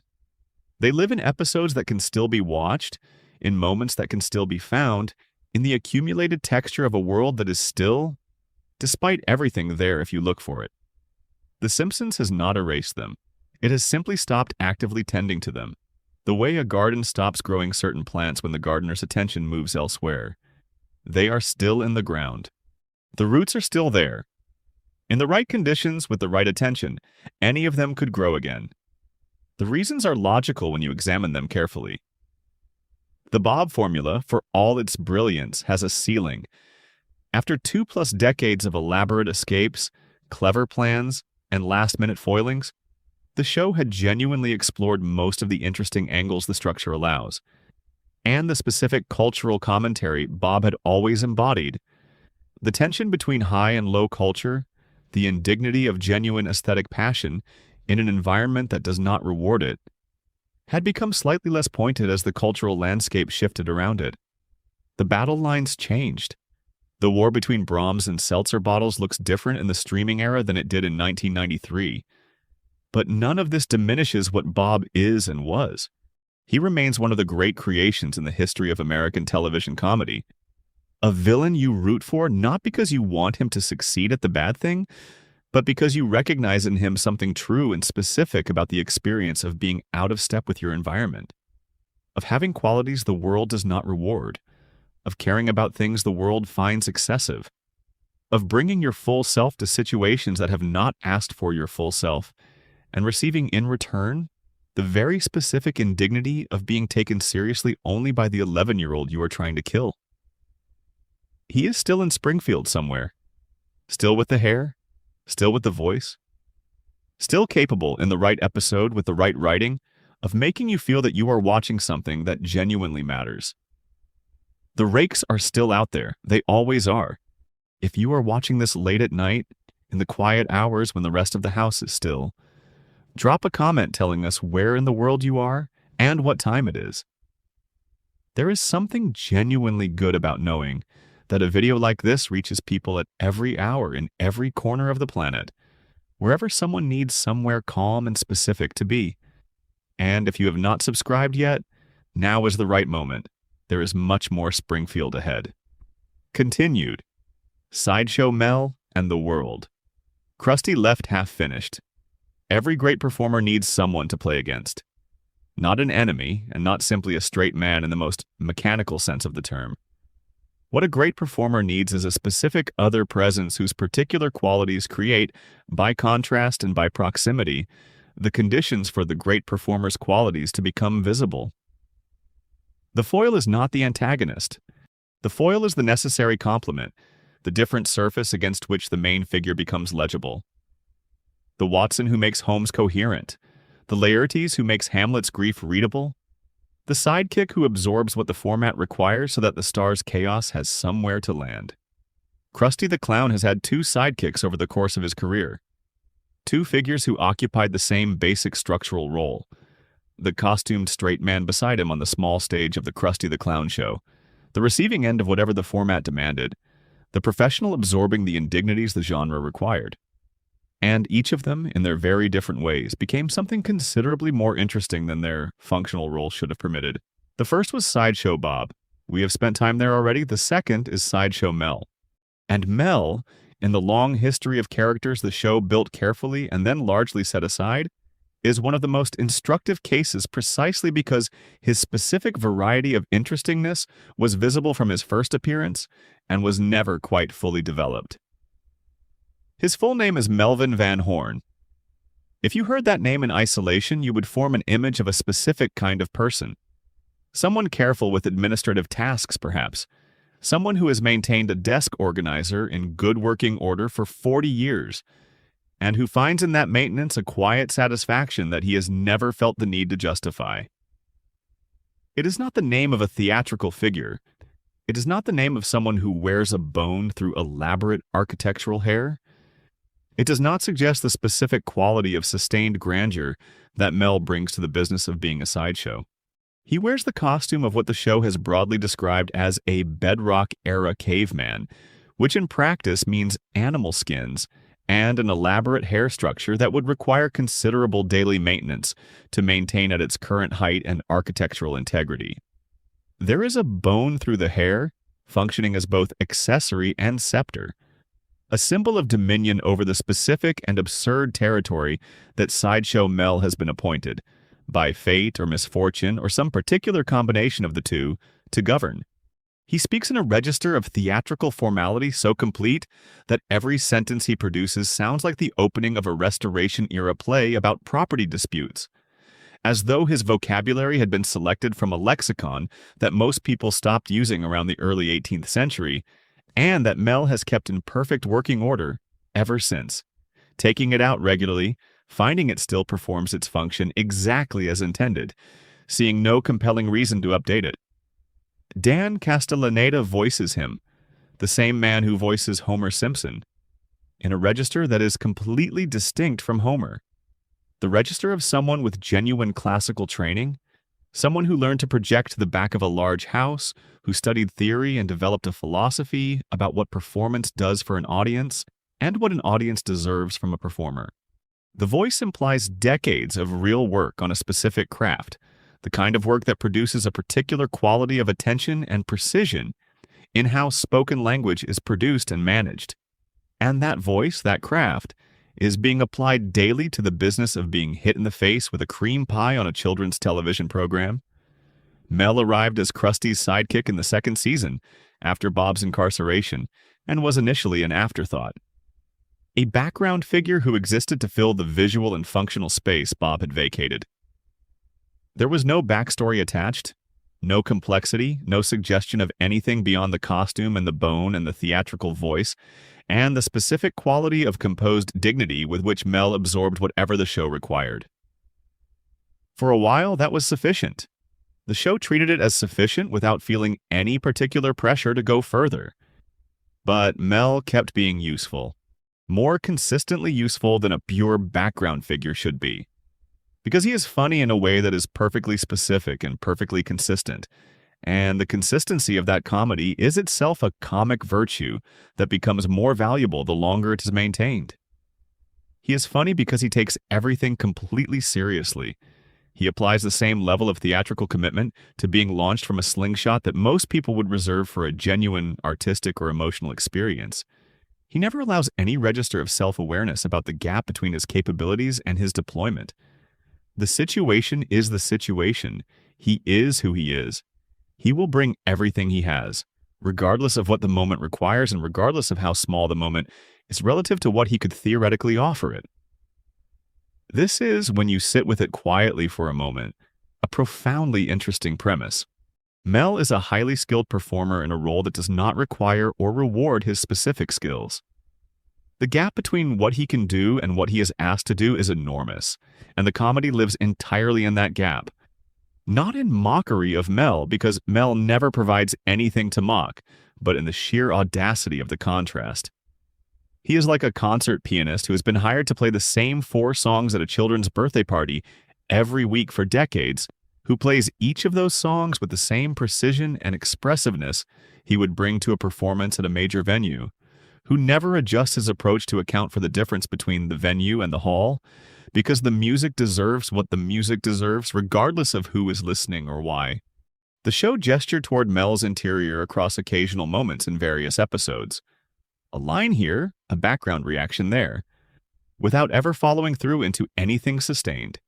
You could see the shape of something interesting, the architecture of a genuine person with a specific history that led from wherever he started to the Krusty stage, and kept him there across what appears to be decades of loyal and somewhat underappreciated service. But the show was never quite interested enough in that architecture to fill it. He remained texture, someone who made Springfield feel specific and inhabited and strange, without ever accumulating the kind of characterization that would have given him genuine three-dimensionality. As the seasons accumulated, as the show's ensemble continued to grow, and the competition for screen time intensified, Mel retreated further into the background. By the middle seasons, he was appearing primarily in crowd shots. His silhouette with the bone immediately recognizable anywhere he appeared, his presence confirming that the Krusty Enterprise still existed and still employed him, but his speaking lines having become rare enough that their appearance constituted a small event rather than an expected feature of the show's texture. Later seasons used him less even than that. There is something poignant about this trajectory for a character whose defining quality is the nobility with which he endures diminishment. Mel was always performing in a context that did not quite deserve him. The show eventually reflected that faithfully by giving him exactly the role he had always occupied: visible, committed, professional, and not quite central to anything. His marginalization in the show mirrors his marginalization in the world of the show. The institution used him and continued using him, kept him in the frame, without ever quite committing to the premise that he might have more to give than what the institution had been taking. Springfield Elementary is run by Skinner. The power plant is run by Burns. The Krusty Show is a professional environment for someone of Mel's specific capability level. All making the same error, all receiving less than they could have received from the people they employed, all sustaining the minimum relationship with excellence rather than reaching toward what excellence could actually produce. Mel understood this long ago. The understanding did not prompt a departure. He stayed, and he brought what he had to what the situation offered, and if what the situation offered was considerably below what he had, that was a fact about the situation rather than a judgment of him. That is quietly its own form of dignity. Not everyone gets to deploy their gifts in an appropriate context. Many people of genuine capability find themselves in positions that do not require or reward what they are actually capable of. And the question of how to remain who you are in those conditions, how to maintain your standards and your craft, and your specific way of taking the world seriously when the world is not quite taking your seriousness seriously, is a real question about how to live. And Mel has arrived at one consistent answer to it. He is still there. The bone is still through the hair. The hair is still at height. The voice is still precisely what it always was. And when the moment comes, when the script offers him a line, he delivers it with the complete craft of someone who has been doing this work with full commitment for as long as anyone can remember, in conditions that have never fully deserved that commitment. To understand Sideshow Mel fully, though, is to understand Krusty, because Mel exists in Krusty's orbit, and Krusty's story across the full run of the show is one of the more quietly extraordinary things the series built over its long life. A character who began as a single-note parody of local television clown culture became, through accumulated attention and genuine care in the show's better seasons, one of the most emotionally resonant secondary figures the series produced. Krusty Hyman Krustovsky, Herschel to his father, Krusty to everyone else. The performer's name having long since swallowed the person's name in the way that happens to people who are very good at performing, was introduced in Season 1 as exactly the parody his first appearance promised he would be. The local television clown. The guy in excessive makeup doing broad comedy for children in a low-budget studio, surrounded by cartoons and simple bits. Someone who reached millions of children in their most impressionable years and who was, behind the makeup, a person whose relationship to the job was considerably more complicated than the costume allowed the children to understand. But over many seasons, the show gave Krusty something a parody rarely receives: a genuine interior. The Season 3 episode, Like Father, Like Clown, introduced Rabbi Hyman Krustovsky, Krusty's father, who had disowned his son for choosing comedy over the rabbinical path that represented the family's legacy. Jackie Mason gave the rabbi a voice that contained the specific weight of a hard decision made a long time ago and lived with ever since. A man who had drawn a line out of principle and who had spent years feeling the cost of the line without being willing to move it. The father-son estrangement is treated in that episode as a genuine human wound, and the reconciliation at the episode's end, achieved through Bart and Lisa's intervention, framed around Talmudic argument, is emotionally sincere in a way the show did not always permit itself with its secondary characters. What that episode established, and what the show returned to across many subsequent appearances, is the specific thing Krusty's clown persona represents. It is not simply a job. It is a deliberate departure from a world that had a place for him in order to occupy a different world he chose. And the departure has never fully resolved into either liberation or regret. Both are present simultaneously, managed through the makeup and the format, and the specific professional habits of a man who has been Krusty for so long that the question of who Herschel is underneath has become genuinely difficult to answer. The makeup is the costume of someone who walked away from something important and has never entirely stopped feeling the weight of what he walked away from. Krusty Gets Cancelled, the Season 4 episode where a ventriloquist dummy named Gabbo beats Krusty's ratings and Krusty faces genuine professional extinction, gives the character his fullest and most honest treatment as a complex figure. The despair is real. The loss of his show is not just a professional setback, but an identity crisis. Because Krusty has been the Krusty Show for so long that without the show, questions about who he is become very large very quickly. The comeback, when it arrives, works emotionally because the people who help him mount it genuinely want it to work, and there is real affection underneath the comedy.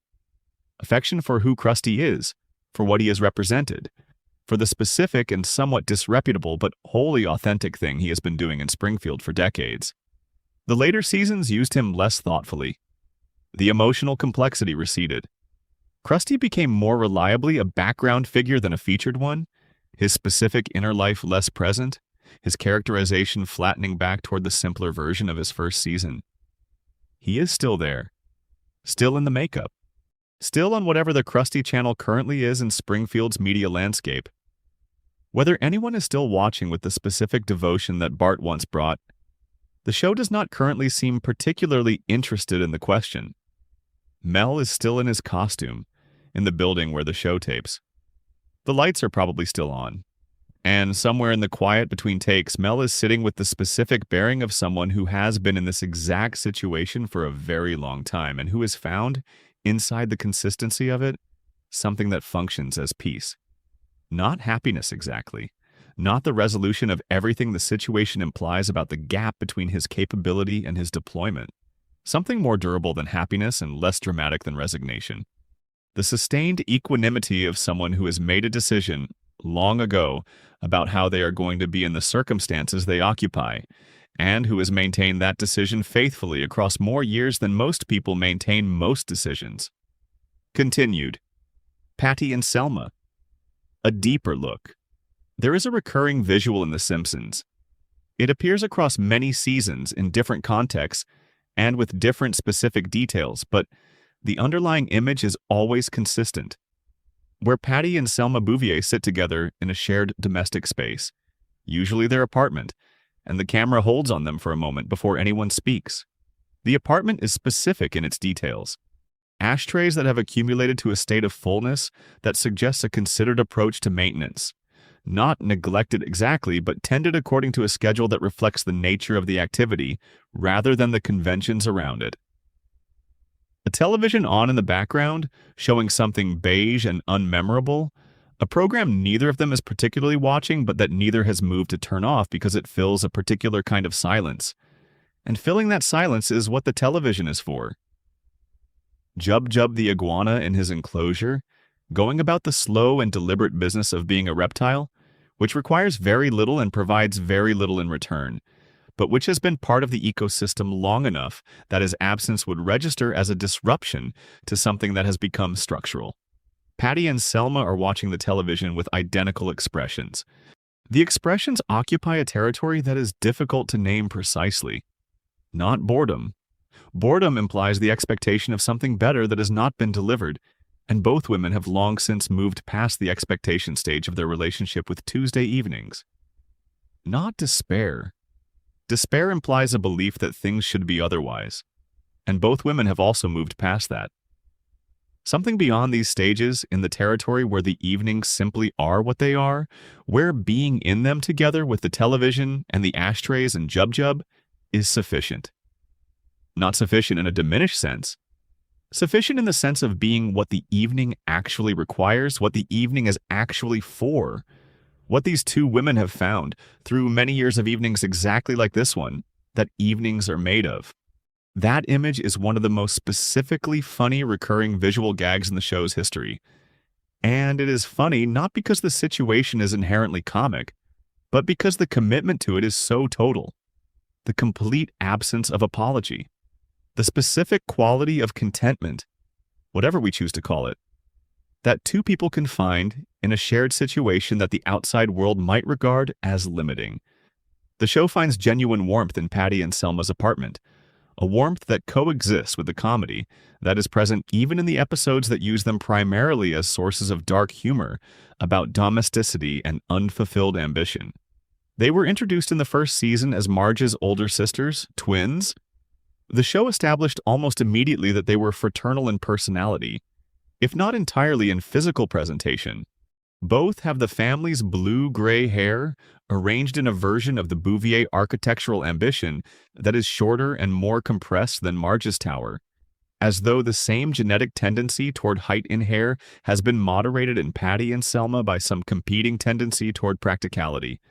Both have the raspy, smoke-damaged voices that Julie Kavner produces at a register noticeably lower and rougher than Marge's warm contralto. The same actress, three sisters, each audibly distinct from the others in ways that are a remarkable piece of vocal characterization if you stop to register it properly. Marge sounds like warmth, or she does more organized into a domestic structure. Patty sounds like intelligence expressed primarily through judgment. Selma sounds like Patty with the judgment slightly more available to revision. Both share an abiding and minimally concealed contempt for Homer Simpson that functions as one of the show's most reliable through lines. Their feelings about Homer have never been ambiguous. They were not ambiguous in season 1, and they have not become ambiguous in 35 seasons since. The feelings are transparent, consistent, and expressed at every available opportunity with the specific fluency of people who have had a very long time to develop their critical vocabulary about a particular subject, and who have not found the subject improving in ways that would require that vocabulary to update. Within this shared framework, though, they are distinctly different people, and the show was most interesting with them when it honored that distinction carefully. Selma is the one who keeps trying. The one who returns with a persistence that is simultaneously heartbreaking and admirable and sometimes faintly comic to the project of romantic partnership. She is the one who marries repeatedly, each marriage ending in its own particular variety of disaster. Sideshow Bob's scheme, the arrangement with Troy McClure, various other entanglements the show depicted with varying levels of sustained attention.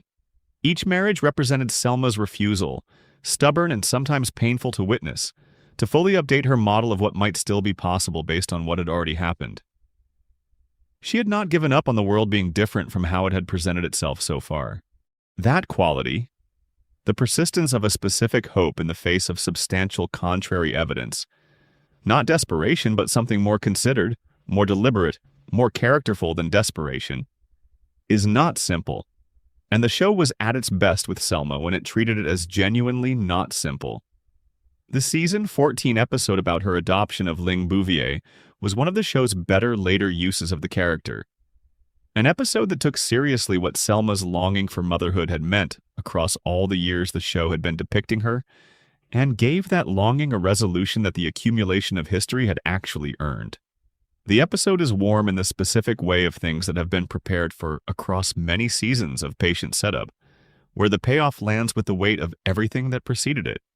Ling appeared regularly for a period afterward, and then gradually became less prominent, absorbed into the background of Springfield's world in the way that secondary details accumulate and then stop being actively maintained, the way a city stops paying close attention to things that have been there long enough to feel permanent. Patty's coming out, and established in the season 15 episode There's Something About Marrying, gave her something the show had not previously developed with any consistency: a legible interior.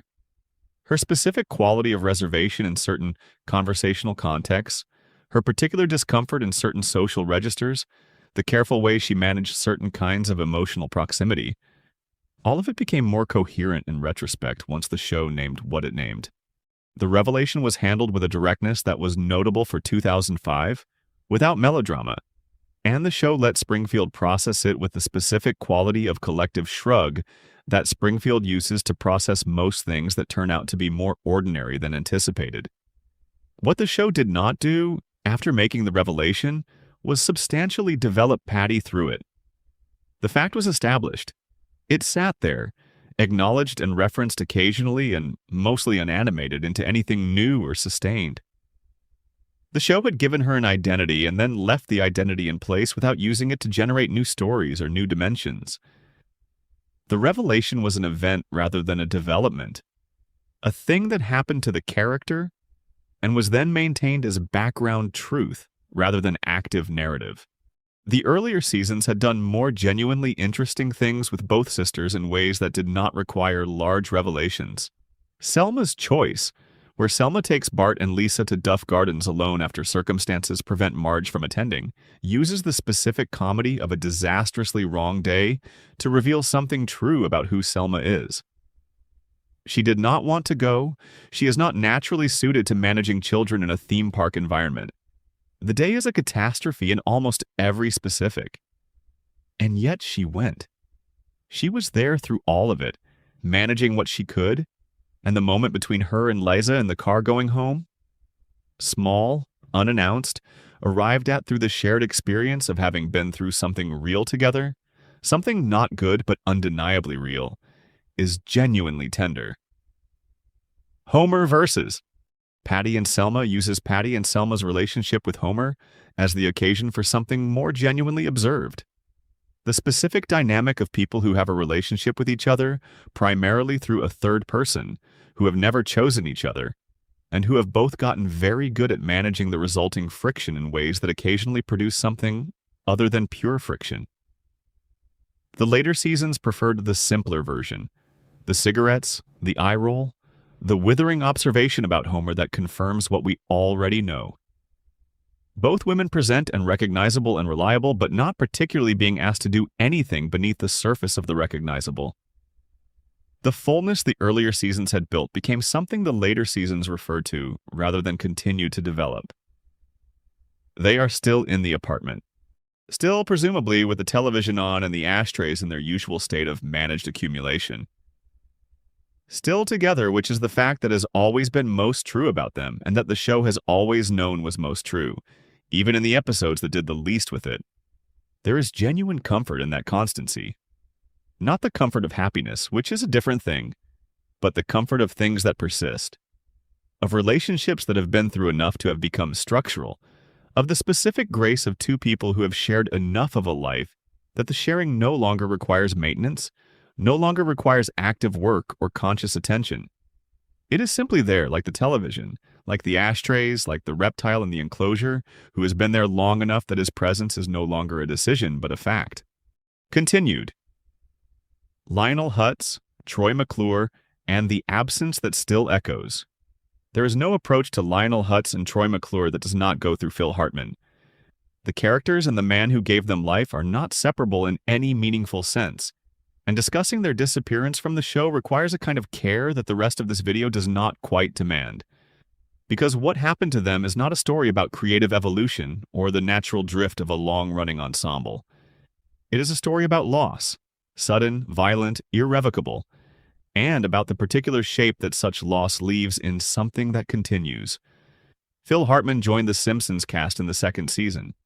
Over the years he was with the show, he voiced a wide range of characters in various capacities, but Lionel Hutz and Troy McClure were the ones who became genuine fixtures, recurring figures who appeared consistently enough across enough seasons that their specific qualities became part of what the show felt like.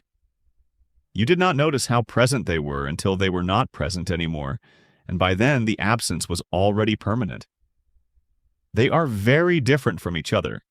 Hutz is a ruin performing success, a man whose professional life has not gone the way he once imagined it would, who compensates for the gap between his self-image and his reality through a sustained and apparently sincere commitment to the self-image. McClure is a facade that occasionally, in the show's best moments with him, allows something genuine and somewhat tender to appear beneath it.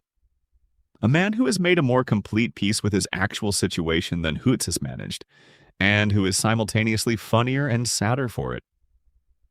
Both are animated, in the precise sense, the sense that matters, by a voice that makes you believe in the specific life history of the character from the first moment of every appearance. Hartman had an ability that is unusual among performers of any kind, the ability to make you understand, immediately and completely, the complete arc of a person's history, just from the way they produced their first line of dialogue. You heard Lionel Hutz speak, and you understood simultaneously the man who had perhaps once intended to build a legitimate legal practice with real clients and real cases that mattered to real people, and the man who had arrived at his current situation. The shopping mall office, the pizza box advertisements, the business card with its careful legal disclaimers about bar membership. Through a specific sequence of events that the show implied without ever directly depicting. The failures were present in the voice. The gap between what he had intended and what he had become was present in every line he delivered, carried with the practiced lightness of someone who has learned that acknowledging the gap does nothing to close it. Hutz first appeared in Season 2's Bart Gets Hit by a Car, appearing at the Simpsons door with the speed of someone who has optimized the distance between himself and any personal injury situation in Springfield to approximately zero. He promises $1 million settlement with the confidence of a man who genuinely believes the promise will be kept. He does not keep it. He has a card case. The cards inside describe his professional situation in terms of technical accuracy that most attorneys would not choose to include in their self-presentation. The offices exist in various locations around Springfield because the previous ones keep becoming unavailable. What makes Hutz genuinely funny rather than simply a convenient comic premise is that Hartman plays him without any irony at all. Hutz is not aware of the joke. He genuinely believes he is a good lawyer. He approaches each case with the energy of someone who expects to prevail, and he loses with what appears to be authentic surprise each time. The distance between his self-perception and his actual performance is enormous, and that distance is where the comedy lives. But the comedy has a floor, a human bottom, because even in the most outlandish of his legal strategies, there is a real person who wanted something more than what he has, and who has found a way to keep wanting it across years of evidence that should have revised the want significantly. Troy McClure is the more fully realized character, and A Fish Called Selma is the episode that makes him genuinely great rather than simply entertaining. We learn that McClure's inability to get meaningful film work is connected to a story about his private life that the show handles with strategic vagueness. The implication involves fish, in a context where fish should not be involved, and the studios have drawn their conclusions accordingly. His solution: a formal relationship with Selma Bouvier, designed to rehabilitate his public image sufficiently to allow him to be cast in a musical film he actually wants to make. The episode could have played Troy entirely as a cold manipulator. It does not. Hartman plays the scenes between Troy and Selma with genuine warmth, and the warmth is not a performance of warmth for strategic purposes. He actually likes her. They are unexpectedly good for each other in the specific way of unlikely pairings that work better than either party anticipated, that generate something real despite the terms under which they began. When Troy ends the arrangement, honestly explaining what it was and acknowledging what it was not, the final scene between them is among the most quietly affecting things the show ever did with the secondary character. Two people saying goodbye to something that was not what either of them had needed it to be, but that had been real enough to miss. Phil Hartman was murdered on May 28, 1998. He was 50 years old. The decision to permanently retire both Hutz and McClure was the only available decision. The characters were his. Not his legally, not his contractually, but his in the way that matters, the way that a specific performing presence creates specific performing presences that cannot be reproduced by reassigning the words to someone else. Without Hartman, Hutz and McClure would have been outlines of themselves. The show chose to leave the outlines empty, which was the right choice, and the outlines have remained empty since, which is the right permanent state. His final appearances were in the spring of 1998. 6 weeks after the last one, he was gone. The tribute card that appeared during the episode following his death read, "In memory of Phil Hartman, 1948 to 1998. Simple. The loss it acknowledged was not simple. Some things hold their full weight regardless of how much time passes, and the weight of this particular absence has never diminished. The characters are gone because the man is gone, and those two facts are the same fact stated twice." Continued. Who is Seymour Skinner? Before a single episode changed the shape of what was possible with the character, Principal Seymour Skinner was one of the most specifically realized secondary figures the show had produced. The detail that the show had built into him across 8 seasons was real and consistent and carefully handled. He was a Vietnam veteran, specifically a former prisoner of war, and the show depicted the marks of that experience with a consistency that went beyond the obvious and easy comedy it could have mined from it. He startled at certain sounds in ways that were specific rather than generic. His humor about his time in Southeast Asia had a particular register, the register of someone using comedy to manage something that is not entirely managed. The joke as a tool that the toolmaker is aware is working imperfectly, but that is the best available tool. His relationship with Agnes, his mother, was one of the show's most sustained, long-form character dynamics. A specific variety of enmeshment, love expressed through control, care expressed through criticism, a dependency that both parties sustained without quite acknowledging that it was a dependency, and that had shaped Skinner into a man of specific characteristics. Anxious, overperforming, perpetually second-guessing, incapable of fully trusting his own judgment in any domain that Agnes has historically had opinions about, which is all domains. His relationship with Edna Krabappel, developed slowly across many seasons, was the other major pillar of his characterization. The show's most honest depiction of middle-aged romantic possibility.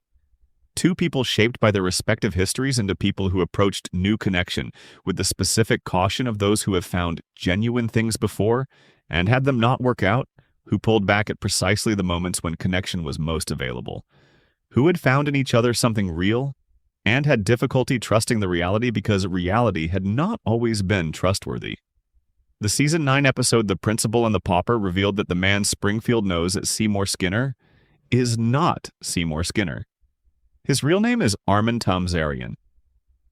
Before Vietnam, he was a street punk from a background that offered him nothing. No family, no prospects, no infrastructure of any kind. He was drafted, placed in the same unit as the real Seymour Skinner, and when Skinner was captured and presumed killed, Tamzarian came to Springfield to tell Agnes her son was gone, and found her assuming, in her grief and her need, that he was the son she had lost. He stayed. He became Skinner. Name, history, mother, identity. He lived inside the borrowed person for 20 years until the real Skinner walked through the door. Springfield holds a vote, learns the complete truth. The real Seymour Skinner stands in the room, and the town votes unanimously to ignore the truth, to restore the lie, to make the imposter the official version, and exile the authentic person from the community. Judge Snyder issues a legal decree. The real Skinner is removed from Springfield. The false one returns to his office and the show moves on.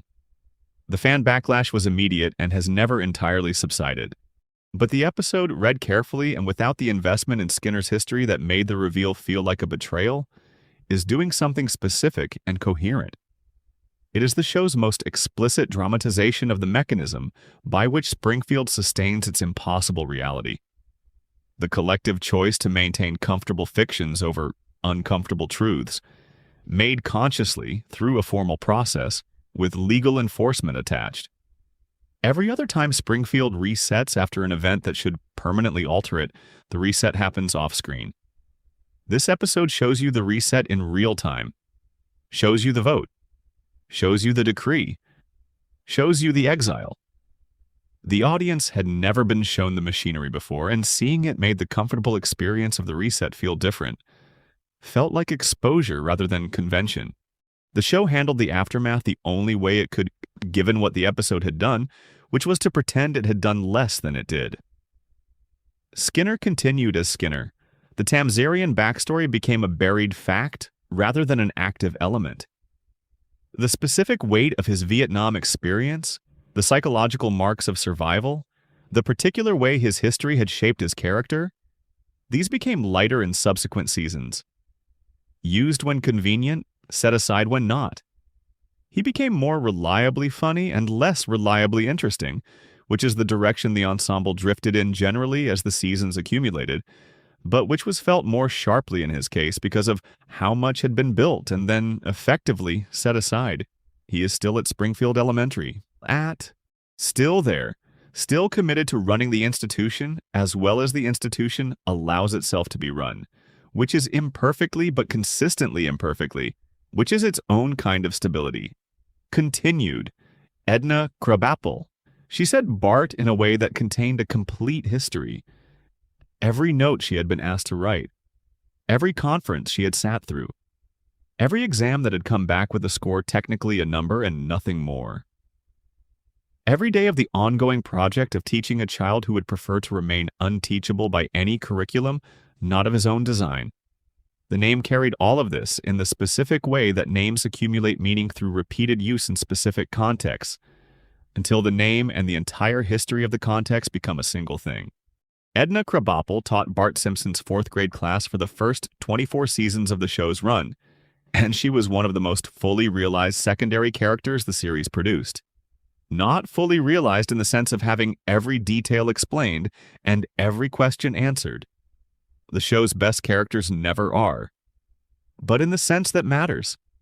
She had a legible interior, a consistent psychology, a continuous relationship to her circumstances that made her feel like a real person with a real life, rather than a function being performed. Marcia Wallace provided the voice across the entire run. She brought to it something that cannot be analytically decomposed into its components without losing the quality of the whole. A dry warmth, intelligence expressed primarily through irony, an undercurrent of loneliness that never broke the surface into self-pity, but that was present in the quality of how she moved through certain moments. You understood what her apartment looked like without the show ever showing it to you. You understood her evenings, her relationship with cooking for one, the specific texture of a loneliness that was not desperate or melodramatic but simply present. A companion she had learned to live with in the way that people learn to live with the reliable features of their environment. Bart Gets an F is the episode that established what the character could do when the show chose to use her at full capacity.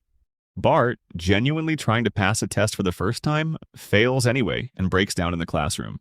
Edna's response is not triumphant. She is moved in a complicated way. The recognition of seeing a child you have written off demonstrate through breaking down that he has actually been present and is actually devastated. She finds a way to give him one additional point on technical grounds because the grounds are real and because it is within her discretionary power to do it, and she does it. The act is small and specific and slightly technically questionable and genuinely kind in the way of someone who has learned to be kind within constraints. That is exactly who she is. Bart the lover shows her differently and no less accurately. Bart creates a fictional pen pal as a prank, and Edna's letters back to the fictional correspondent are tender in ways that move past the comedy.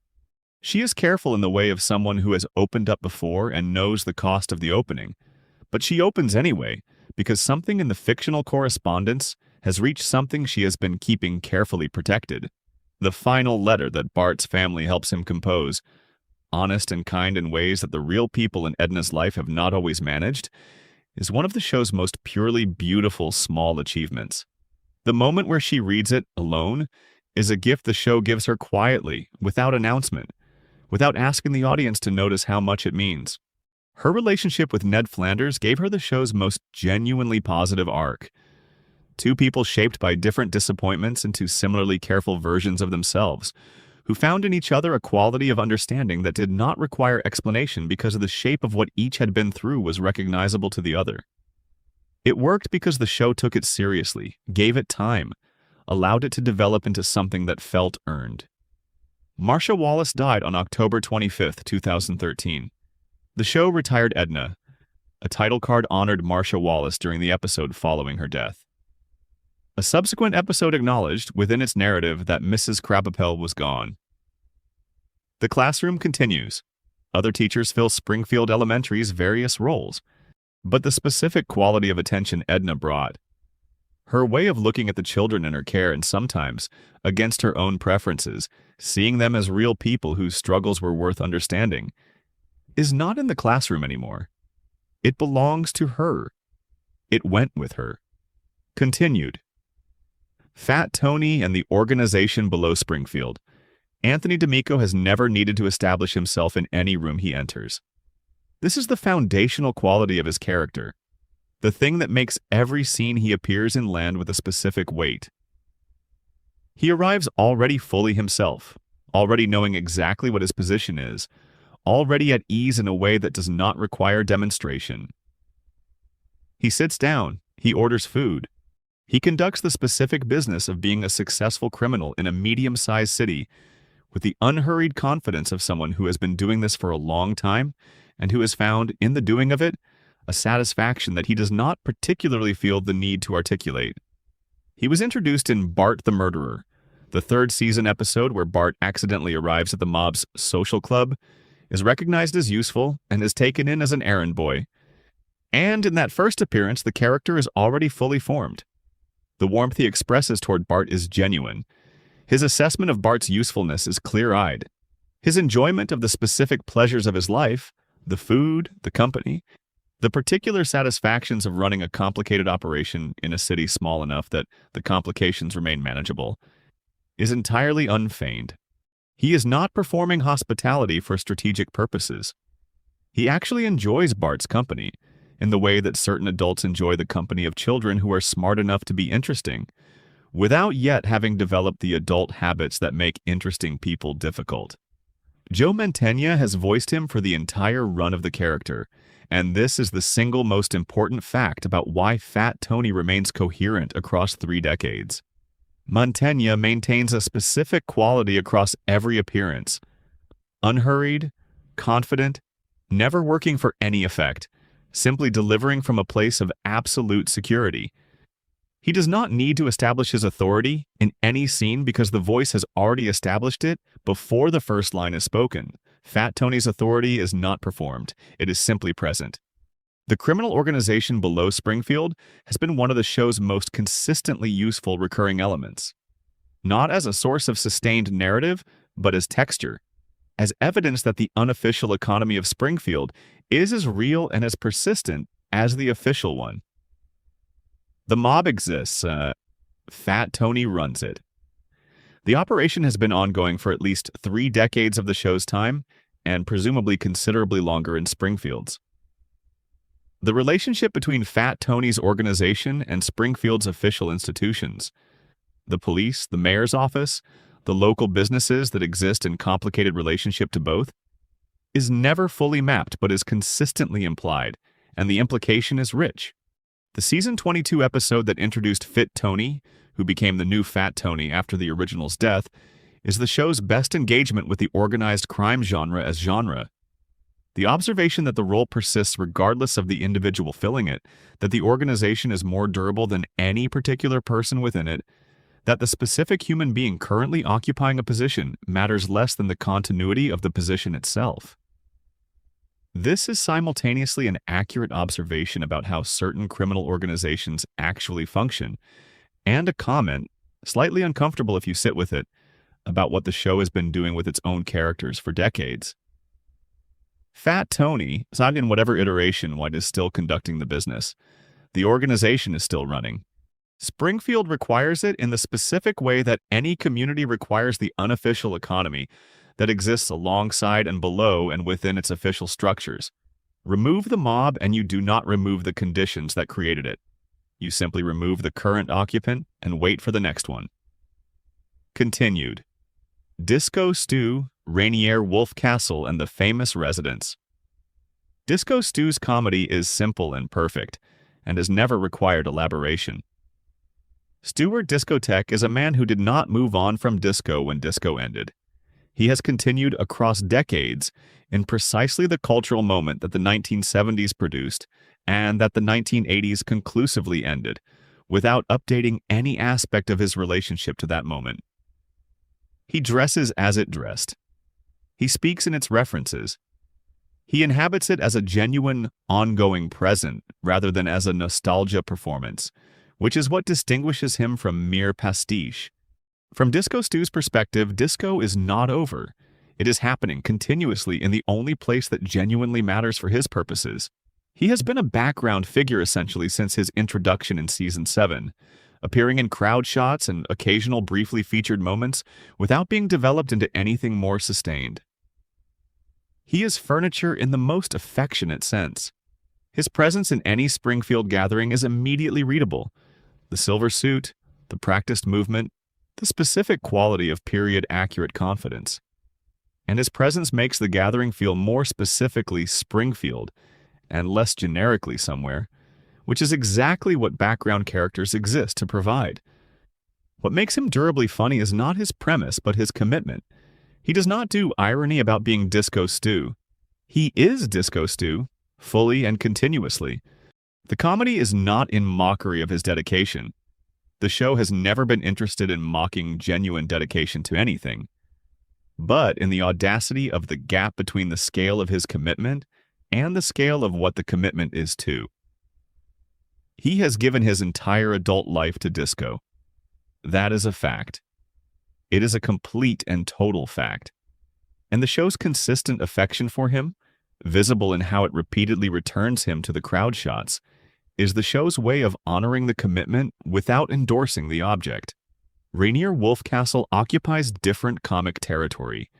He is the action movie star of the Austrian bodybuilder variety, a specific cultural type that was very legible when he was introduced in the early 1990s, and that has become slightly different in meaning since, as the specific cultural moment that produced that archetype has become historical memory rather than current phenomenon.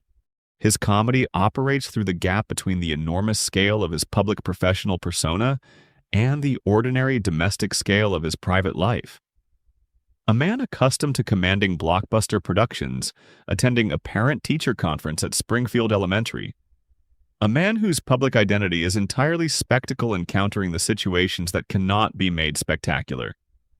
He has been given genuine texture across various episodes. His daughter Greta, the specific quality of his domestic relationships, the way that enormous physical presence and enormous fame operate in context that are not designed for either. These textures make him more interesting than a straight parody would permit. The later seasons have used him less, his particular archetype having receded from cultural prominence in ways that make the parody target slightly less sharp than it was. The show has not quite found a consistent way to address this shift, or has not found it necessary to try. Continued, the Terwilliger Dynasty. Cecil Terwilliger is the show's best argument for the creative potential of sibling dynamics in an animated comedy.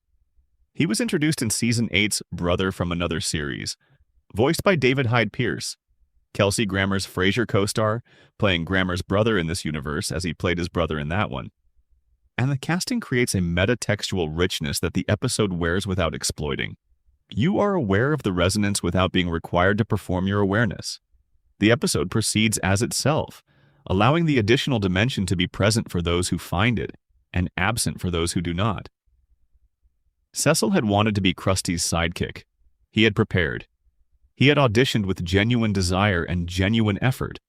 He was passed over in favor of Bob, who had not wanted the role and who had received it with the ease of someone to whom certain things are simply given.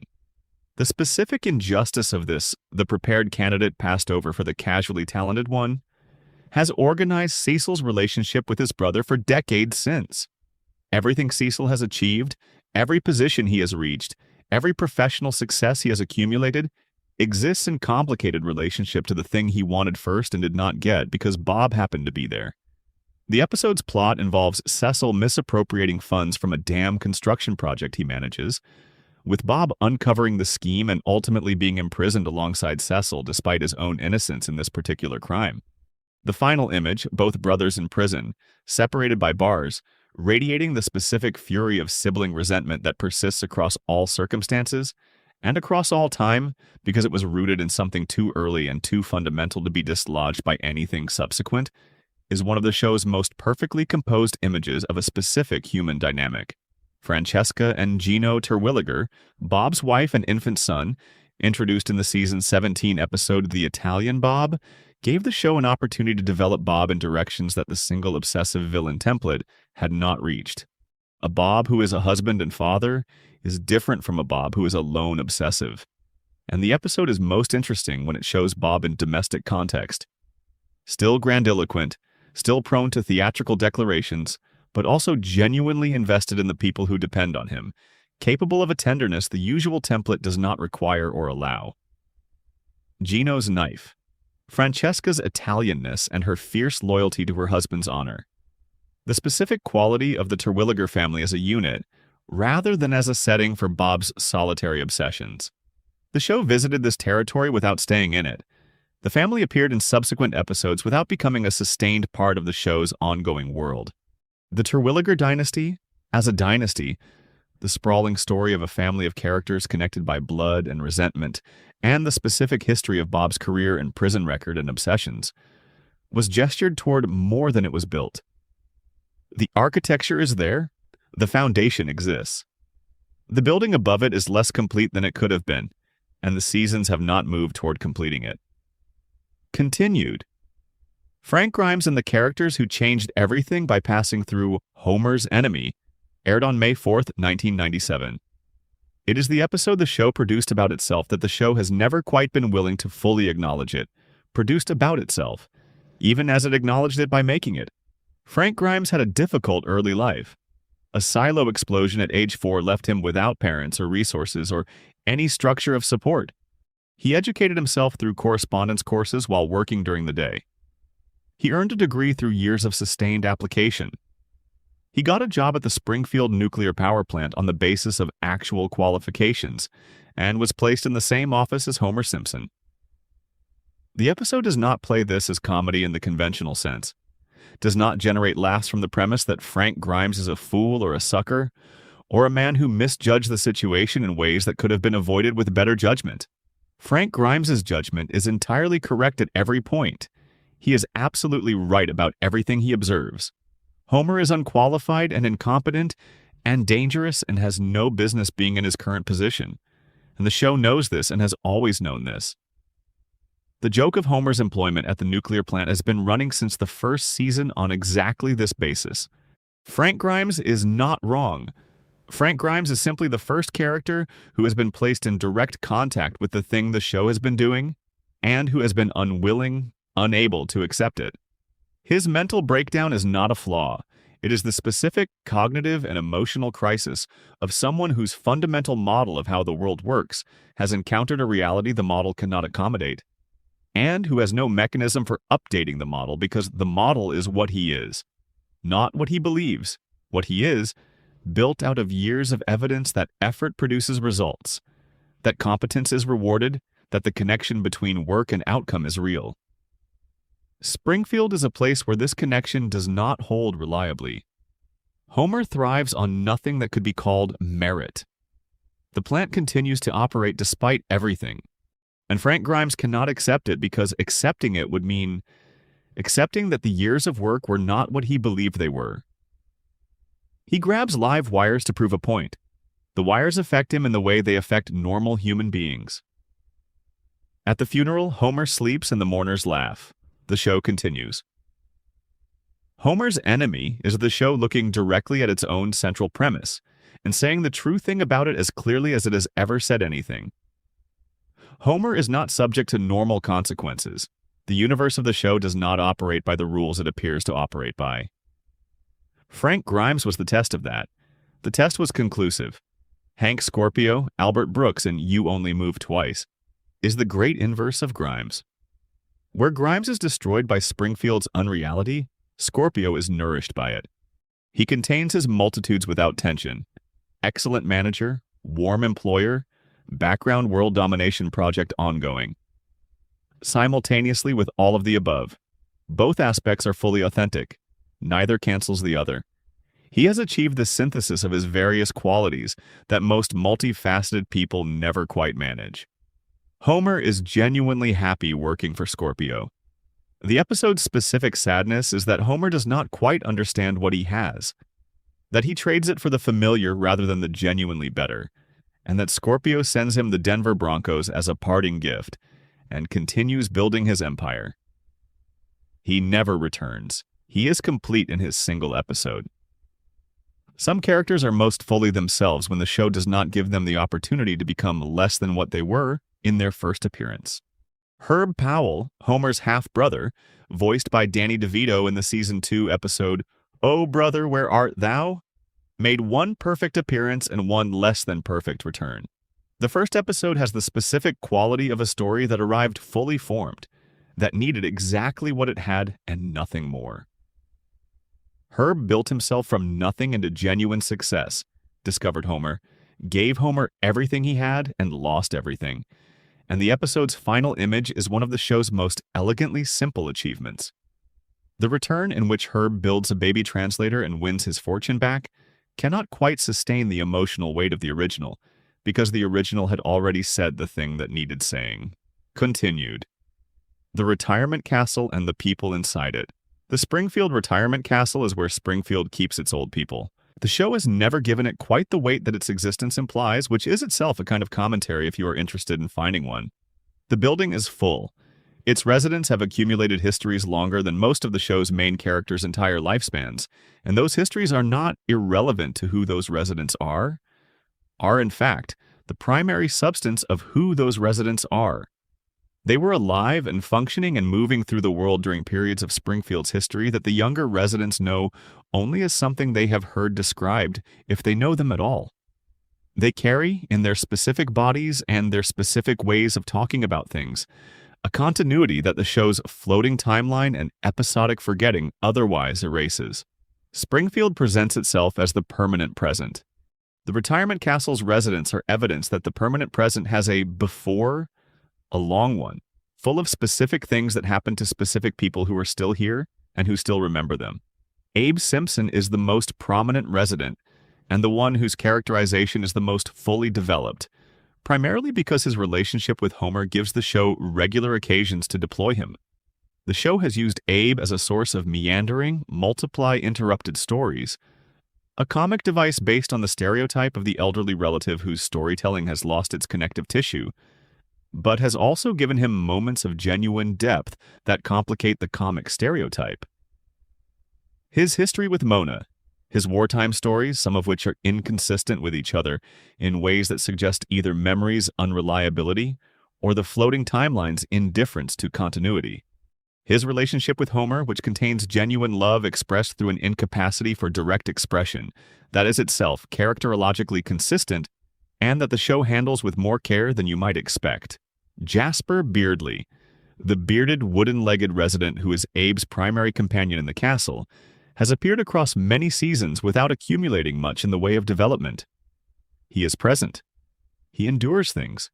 He is the companion in the specific sense of two people who have been near each other for long enough that proximity has become its own relationship, not chosen so much as arrived at through the consistent operation of circumstance, through the shared condition of being in the same building at the same time for years, through the specific kind of friendship that requires no maintenance, because it has been maintained so long that maintenance is no longer the right word for what sustains it. The nameless recurring figures of the castle, the old Jewish man, the various other residents who appear in crowd shots and occasional lines, collectively form the show's visible memory. They are the evidence that Springfield has a history, that things happened here before the episodes we have seen, that the world of the show has depth in the dimension of time as well as the dimension of space. The comedy the show extracts from them, the specific fatalism of those who have seen enough to have developed a precise comparative scale, is genuinely funny, and it is funny in a way that requires the history to be real rather than performed, because the fatalism is only meaningful if the things that produced it actually happened. The retirement castle scenes are the show's most consistently tender, not soft, not without comedy, not without the absurdity the setting generates, but touched by a quality of genuine gentleness that the show finds in few of its other recurring locations. The elderly figures in those scenes are treated as people with full inner lives and real histories, people whose current circumstances are not the whole of who they are. They are still present and still here and still worth the camera's attention, even in the seasons that have given them less of it. Continued. Lenny, Carl, Barney, and the bar at the center of everything we arrive. At the end of this journey through Springfield's forgotten corners, at the place where so much of the show's emotional life has always been anchored. Not the Simpson house, though the house is the center of the narrative. Not the nuclear plant, though the plant is where Homer's working life happens. The bar. Moe's Tavern, on the corner of its Springfield block. Dim and specific in its details, the smell of it implied through years of dialogue set inside it. The place where the adult world of Homer's life finds its most direct and most honest expression. Barney Gumble is among the great comic supporting characters in American sitcom history, and his trajectory within the show is the most instructive case of a character being given something real, and then having the show retreat from it. He is defined in the early seasons primarily by his relationship with alcohol, by the specific way that relationship has organized his life around a single organizing center, everything else arrayed around it. He is enormous. He sleeps in what has, across many seasons of appearances, become specifically and consistently his chair, a piece of furniture that has taken on the quality of an assigned property through pure repetition. He is Homer's best friend from high school. This was established in the first season and has been maintained. The friendship predating everything else in both their adult lives, going back to before the plant and before Marge and before the versions of themselves that Springfield has made them into. Days of wine and doses gave Barney sobriety. Not temporarily, not as a plot device that the episode would walk back before the credits. Genuinely, he stopped. He found rock climbing. He began building a relationship with a life that was not organized around a single central activity. The episode treated his sobriety with care, acknowledged the difficulty, the disorientation, the specific quality of who Barney is without the thing that has organized him for so long. It showed Homer's complicated response to a best friend who is becoming different, who is requiring a different kind of attention, who is no longer simply there in the chair when Homer needs him to be. The show held this for a time and then let it recede. Barney drifted back toward his original characterization. The sobriety became backstory, might acknowledged when convenient, not actively maintained. This is the saddest version of the Forgetting This video traces. Not a character becoming less prominent because the show's priorities have shifted. A character being given something genuinely important, and then having the show choose not to follow through on what that something implied. Barney's sobriety was an argument about who he could be. The retreat from it was that argument going quiet, not disproved, simply no longer being made. He is still at Moe's. Through everything, he has been at Moe's, in the specific way of someone whose presence in a place has become indistinguishable from the place itself. The specific constancy of it, the man who is always there when you arrive, who was there before you came and will be there after you leave, is its own testimony, not to failure, to the durability of certain kinds of presence, certain kinds of friendship, the specific quality of people who are simply and consistently there regardless of what else is happening. Lenny and Carl are Homer's plant co-workers and his friends in the sense of people whose daily presence has become so normalized that it functions as a kind of love. The love that operates through reliability and consistency rather than through declaration. The love that shows up every day without asking to be noticed. Lenny is warmer at the surface, more immediately readable, possessed of the specific vulnerability of someone who wants things, and has developed a practiced lightness about the wanting. Carl is more contained, more clearly intelligent in ways his current position does not require, possessed of a doctorate that sits in interesting relationship with the specific life he has chosen to live in Springfield, and that the show has not always been consistent about deploying. Together they are one of television's great background friendships, a friendship that exists in the space between what is shown and what is implied, that is richer for occupying that space, that has been consistent across 36 years of episodes, and that carries in its consistency more genuine feeling than much of what the show explicitly dramatizes. The best evidence that they are great friends is not any single scene, but the simple fact that they are always together. That wherever one of them is, the other one is nearby, and that this has been true for 36 years, and that the show has never felt the need to explain it because it does not require explanation. Mo Sheislak is the bar. Not metaphorically. The bar is the physical expression of Mo's specific inner organization. His need to control the space where people come to him, his quality of welcome that is never performed but always present, his love for the people who are his regulars, which is real, and is expressed in the specific and unsentimental way of someone who does not trust grand declarations, but who opens the bar early when someone he cares about needs somewhere to be. The show has returned to Mo's romantic life across many episodes and found, consistently, the same pattern. Genuine capability for feeling, genuine openness when the right circumstances generate it, and then the specific failure that follows. Not because the people he has cared for were wrong, but because something in how he is organized around protecting himself from the cost of opening keeps the opening from fully taking. He is aware of this. The awareness does not solve it. He is a man who runs a bar because the bar is the one place where people come to him, where the terms of welcome are his terms, where he is home in the way that people who have not found many homes understand home to mean. His love for Homer, for Lenny and Carl and Barney, is the most consistently expressed love in his life. It is expressed in the specific way of someone for whom showing up is the primary currency. He shows up. The bar shows up. And in Springfield, a bar with its lights on at the right moment has done more for more people than most institutions with formal mandates to help have managed. 36 years. The bar is still there. The lights are still on. Continued. The bureaucrats and officials. Superintendent Chalmers' great recurring condition is that he keeps returning. He is the superintendent of Springfield School District. This means Springfield Elementary is his responsibility. This means Principal Skinner is his direct report. This means Chalmers has been periodically exposed to the specific quality of dysfunction the school produces and has been returning to it anyway. Has expressed his displeasure in the specific register he maintains, which occupies the territory between bureaucratic formality and barely contained fury, and has then left and has then come back. This has been happening for 36 years. The steamed hams sequence, immortalized online to a degree that makes it among the most referenced single scenes in the show's long history, crystallizes the dynamic with complete precision.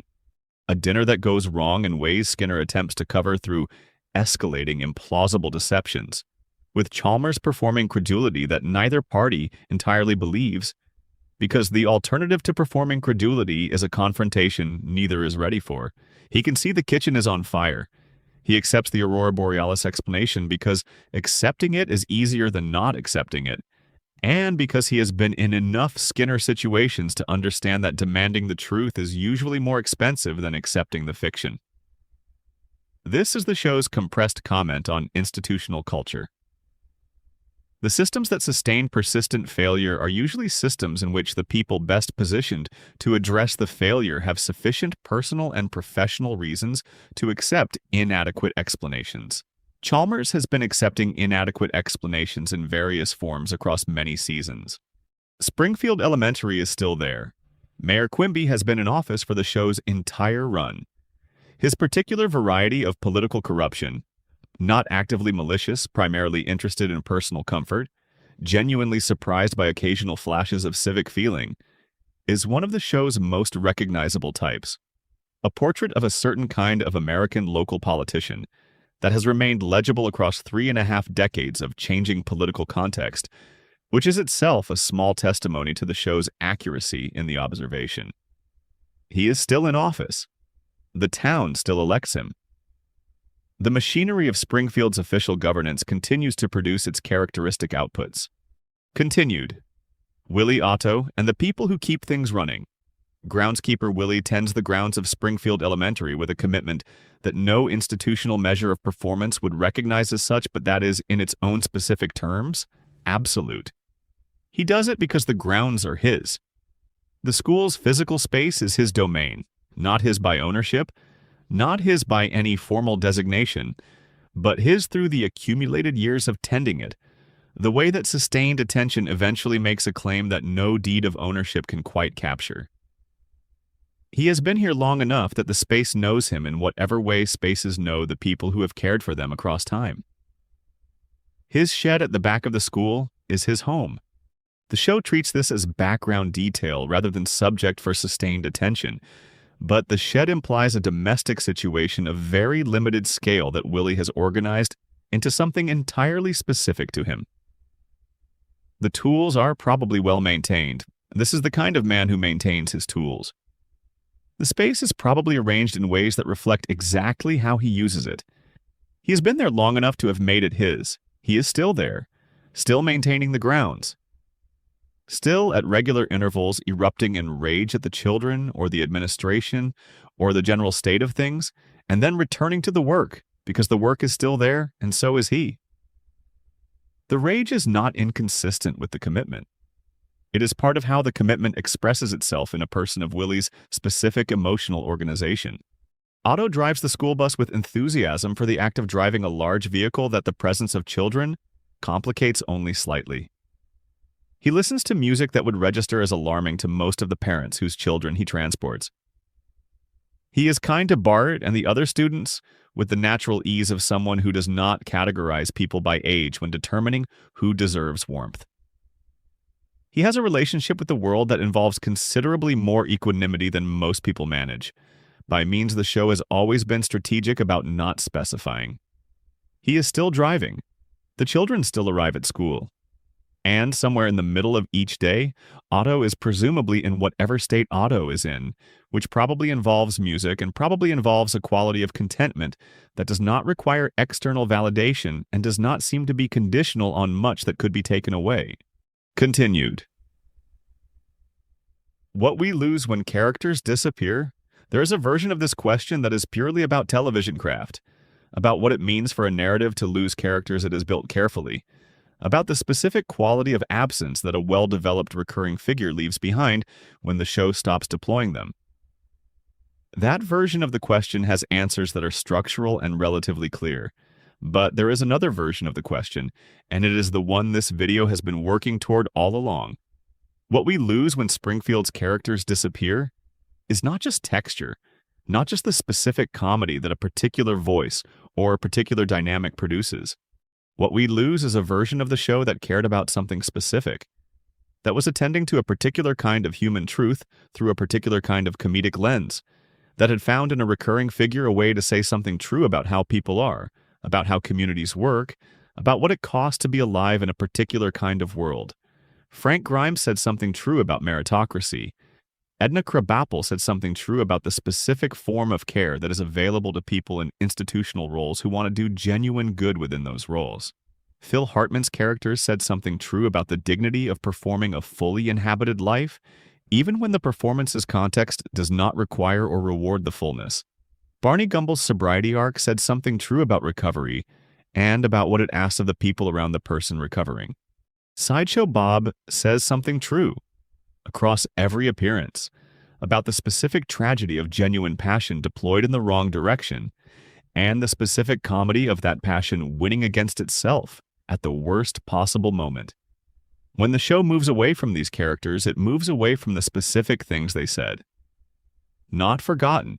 The episodes are still there, still watchable, still making the arguments they always made, but no longer being actively made, no longer being developed forward into new formulations. The argument goes quiet.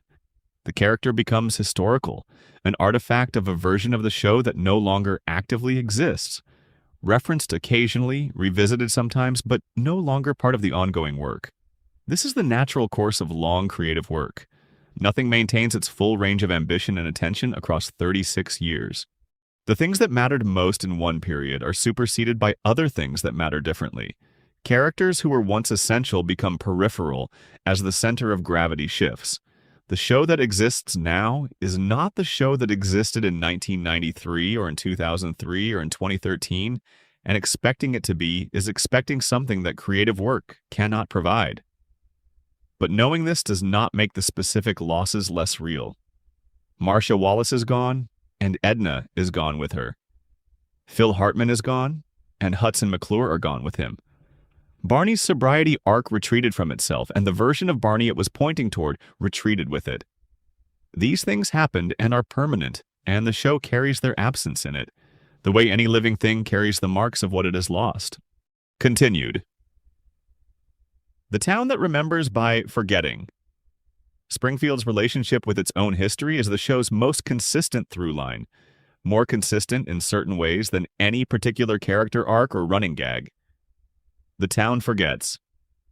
Repeatedly, deliberately, often by apparent collective agreement, Springfield sets aside whatever has happened and returns to the version of itself that is most comfortable with the present state of things. The dome comes down and is not discussed. The disasters happen and are not integrated into the ongoing story of the place. The catastrophes are experienced, and then the experiencing stops and the community moves forward as though the catastrophe had not shaped them, because the alternative to moving forward is sitting with what the catastrophe revealed about the world they live in, and that sitting is too expensive. The characters this video has traced are Springfield's memory. Not individually, no single one of them carries the whole of what the show has been. But collectively, in the accumulated texture of their presence across the seasons that built them and the seasons that set them aside, they are the record of what the show cared about, and what it discovered it no longer needed to keep attending to. They are the evidence of specific kinds of attention that were once active and have since become archival. To watch the older episodes, the ones where Bob's formula still felt like discovery rather than ritual, where Edna's loneliness was being actively developed rather than referenced, where Barney's sobriety was a genuine narrative direction rather than a detour the show had taken and then returned from, is to watch the show paying a specific kind of attention to its own characters that it has not always sustained. The attention is not gone from those episodes. It is still there, fully present, and will remain there as long as the episodes exist. But it is past attention rather than present attention, and the distinction matters. The show that is currently airing is not the show that made those episodes. It is a different version of the same continuous thing, run by different people with different priorities and different relationships to the characters, and different ideas about what the show needs to do and be. This is not a judgment. Long-running creative work requires this kind of evolution, or it fossilizes. The Simpsons of 2025 is not the Simpsons of 1995, and it should not be, and the people who want it to be are wanting something that is not available and that probably should not be made available, even if it could be. But the older version exists. The characters who were most fully themselves in it are still there, in those episodes, saying the things they said in the ways they said them. Sideshow Bob is still singing Gilbert and Sullivan by moonlight, while a family sleeps on a houseboat. Edna is still giving Bart that one additional point on the curve because the grounds are real, and it is within her discretion. Lionel Hutz is still handing out his cards and believing with complete sincerity that this time will be different. Phil Hartman is still in those episodes. His voice, his specific quality of full inhabitation, the thing he brought to those characters that no reassignment of the words could have reproduced. They are not gone. They are preserved. The distinction between being preserved and being gone is real, and matters even if what is preserved is past rather than present. Final inventory. We have been to the retirement castle and to Springfield Elementary and to the nuclear plant and to Moe's Tavern and to Fat Tony's social club and to the houseboat where Bob sang his opera and to the apartment where Patty and Selma sit with their television and their ashtrays. We have traced the arcs of characters who were given everything, and characters who were given less than they deserved, and characters who were given exactly what they needed to become what they became. Here is what the inventory shows. Sideshow Bob is still out there. The hair is intact. The voice is intact. The specific combination of genuine passion and profound misdirection that makes him unlike any other recurring villain in the show's history is intact.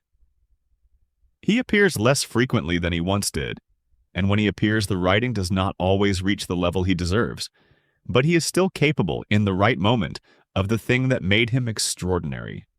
The formula is the formula, but inside the formula, when the show finds something genuinely new to do inside it, there is still a character of unusual richness available. Sideshow Mel is still in his costume, still bringing full craft to whatever the situation offers, still the most specifically illustrative example in the show's history of what it looks like to be genuinely capable in a context that does not require or reward your genuine capability.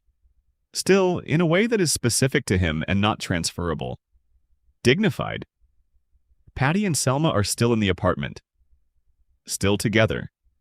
Still watching the television that neither of them is quite watching. The cigarettes are present. Jub Jub is in his enclosure.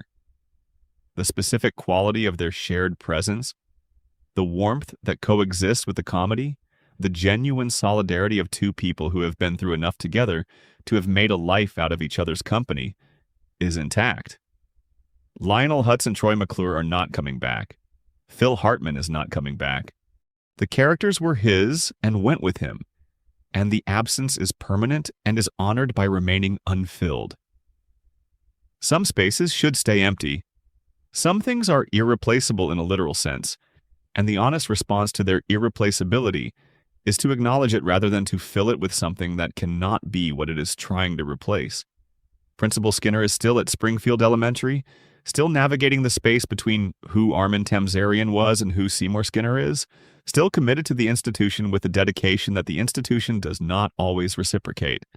Still in the complicated relationship with Agnes that the show established and has maintained across all variations. Edna Krabappel's classroom continues without her. The children are still learning things, or not learning things, in the space where she spent 24 seasons doing the specific work of attending to children with more genuine care than the institutional context required. The classroom is not her. The classroom is where she was. Fat Tony is still conducting the organization's business. The business is still the business. Springfield still requires it. Disco Stu is still in every crowd shot in the silver suit. Still fully present in the moment that the rest of the crowd left behind decades ago. Barney is still at Moe's. In the chair. There when you arrive and there when you leave. His sobriety arc was real, and its retreat from itself was real, and both things are part of who he is. The capacity that was demonstrated, and the choice that was made, and the specific texture of someone who knows what they are capable of and has made their peace with the gap between that capability and what they have chosen to be. Lenny and Carl are wherever they are, which is wherever the other one is, which has been true for 36 years and which requires no further explanation. Moe's lights are on. They are always on at the right hour. That has always been enough. Why we stay? Why do we stay? This is the question that all of this has been building toward, the question that the characters we have discussed are collectively the evidence for. Why does a show that has been running for 36 years, that has changed significantly from the version of itself that made the episodes we have been discussing, that has lost some of what made it exceptional, continue to draw audiences? Why do we return to Springfield when the Springfield that produced the specific richness we are nostalgic for is not quite the Springfield that currently airs? Part of the answer is simple and does not require excavation. The show is still funny. Not always with the specific density and depth of its finest seasons, but genuinely and often. The characters who remain, even in diminished forms, even without the full development they once received, are still capable of comedy that is specifically funny rather than generically amusing. Chalmers and Skinner still produce laughs from a dynamic that has been running for decades without exhausting itself. Homer and Marge and the children still find new configurations of the familiar that work. The show has not run out of things to do. It has simply become a different kind of show, doing different things from the one it was. But the deeper part of the answer is about what Springfield is, and what it has been, and what it represents in the cultural memory of the people who grew up watching it.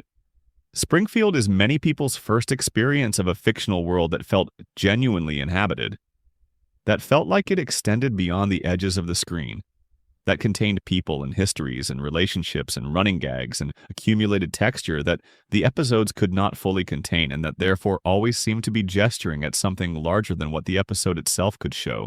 The characters we have discussed are part of what that world was. They are the reason Springfield felt like a place rather than a backdrop. Their specific qualities, Bob's magnificent misdirected passion, Mel's sustained dignity, Edna's dry warmth, Hutz's sincere incompetence, McClure's graceful resignation, are part of what gave the show its feeling of depth. We stay partly because leaving would be acknowledging that the version we are most attached to is the past rather than the present. As long as we keep watching, we can sustain the fiction that the Springfield of right now and the Springfield of our most vivid memories are the same Springfield. The show's floating timeline makes this easier. The characters are still the same age, still in the same relationships, still living on Evergreen Terrace in the same house. The continuity of surface masks the discontinuity of depth. We stay because the characters who made it matter are still there in some form.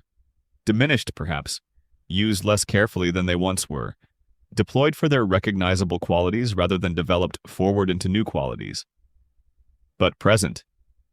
Sideshow Bob still has the voice and the hair. Patty and Selma are still in the apartment. Moe's lights are still on. The bar is still there at the end of the street, still warm, still a place where people come and are received. We stay because the old episodes are always available, and because the versions of these characters at their fullest are preserved and accessible, because the inventory we have been taking in this video is an inventory of things that can be found rather than things that have been irretrievably lost. Springfield's past is recoverable in a way that most pasts are not. The episodes are there. The characters are there in those episodes, at their most fully themselves, doing the work that made them worth caring about. And we stay because of what Springfield, the town, and the show together have come to represent in the imagination of the people who grew up inside it. The Simpsons is not just a television program. It is a shared landscape of the mind, a place that millions of people have spent thousands of hours inhabiting, over 3.5 decades, a world that became part of the furniture of childhood and adolescence and early adulthood for a generation of viewers. Its characters became, in some small and genuine sense, known to us. Not as real people, the distinction is important and we understand it, but as figures whose specific qualities became familiar enough to be part of how we read the world, part of the reference set we carry around and use without thinking about using. Losing them, when we lose them, is losing a piece of that shared landscape. Watching them fade is watching the landscape change in ways we did not choose and were not asked to consent to. The forgetting the show does with its characters mirrors the forgetting that time does with all things, and maybe part of why it unsettles us is that it is legible, is something we can point to and name and trace, unlike most of the other forgetting that time is doing around us all the time without announcing itself. The characters are still in Springfield somewhere. The ones the show still uses are in their usual places. The ones it has set aside are in the spaces between episodes, going about the lives the show's no longer actively following, as present as they have always been in the world of the program, even when the camera is not on them. Bob is reading something or planning something or listening to music. Mel is in his costume, composed and present, ready. Patty and Selma are in the apartment. Barney is in the chair. Moe is behind the bar. They are all still there. Springfield is still there. And wherever you are watching this, in the quiet late hours, in the soft dark of somewhere that has become still, you know where to find them. The episodes are there. The characters are in them, fully present, as they always were. As they remain. Good night. Springfield will be there when you come back. It always is. Thank you for staying through all of this. However you arrived here, whether you are still awake or drifting towards sleep, drop a comment with where in the world you are and what time it is. And subscribe if you have not already. There is more to explore. Springfield endures. Additional section. The supporting gallery. Springfield's widest corners. There are characters in Springfield who exist in the furthest reaches of the ensemble. Figures who appear not in starring roles or even in reliably recurring supporting positions, but in the specific texture of crowd scenes and background moments and the occasional forwarded line that anchors a particular scene in a particular episode. They are the ones who make Springfield feel populated, who give the town its density and its sense of ongoing life beyond the edges of the primary narrative. Without them, Springfield would be a smaller place. Their absence, if it came all at once, would not be felt the way the absence of a Sideshow Bob or an Edna Krabappel is felt. There would be no single moment of recognition, no specific loss you could name and point to. It would just be that the show felt slightly less real, slightly less inhabited, slightly more like a stage set and slightly less like a town. Hans Moleman is the character whose specific relationship to mortality is the show's most consistent and most unexamined running joke. He has died, by conservative count, dozens of times across the show's run. Not in Treehouse of Horror episodes, not in dream sequences, not in alternate timelines. In regular canonical episodes, in the main narrative, in moments that the show treats as settled and real. He has been crushed, incinerated, consumed, electrocuted, shot, struck by vehicles, buried, and subjected to a variety of other terminal experiences that the show never bothers to explain away or address in any subsequent appearance. He simply dies and then appears again in the next episode or the one after it, ready to die again, occupying his specific corner of Springfield's world with the resigned equanimity of someone who has been through this many times, and who has arrived at a relationship with the experience that cannot be described as anything other than practiced. He once mentioned that he is 31 years old. He appears to be between 80 and 90. Whatever has been happening to Hans Moleman in Springfield has been accelerating his apparent aging in ways that the show has never seen fit to explain, but that the radiation theory, if you are inclined toward it, would address directly and completely. Something has happened to this man. Something has been happening to him continuously. The show treats it as background noise, which is perhaps the most disturbing thing about it. Not that these things are happening, but that Springfield has developed a relationship with their happening that involves neither concern nor curiosity, nor the basic administrative interest in understanding why someone keeps dying and keeps not staying dead. He is still there. Whatever is happening to him is still happening. The show is still not asking about it. Nelson Muntz is one of Springfield Elementary's most complex characters who has been treated, for much of the show's later run, as significantly less complex than he is. His defining contribution to the cultural vocabulary is the laugh, a two-syllable sound of mockery that has become one of the show's most quoted moments, and that exists completely independently of any knowledge of the character who produces it. The laugh is everywhere.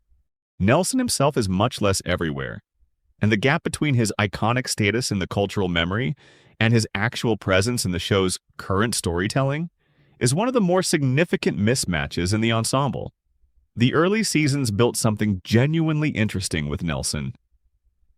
The episode Bart's Friend Falls in Love, or rather the episodes that deal with Nelson's home life, with the specific quality of his domestic situation, the absent parents, and the consequences of their absence for who he has become, treat him with a care that the single-note bully characterization does not require.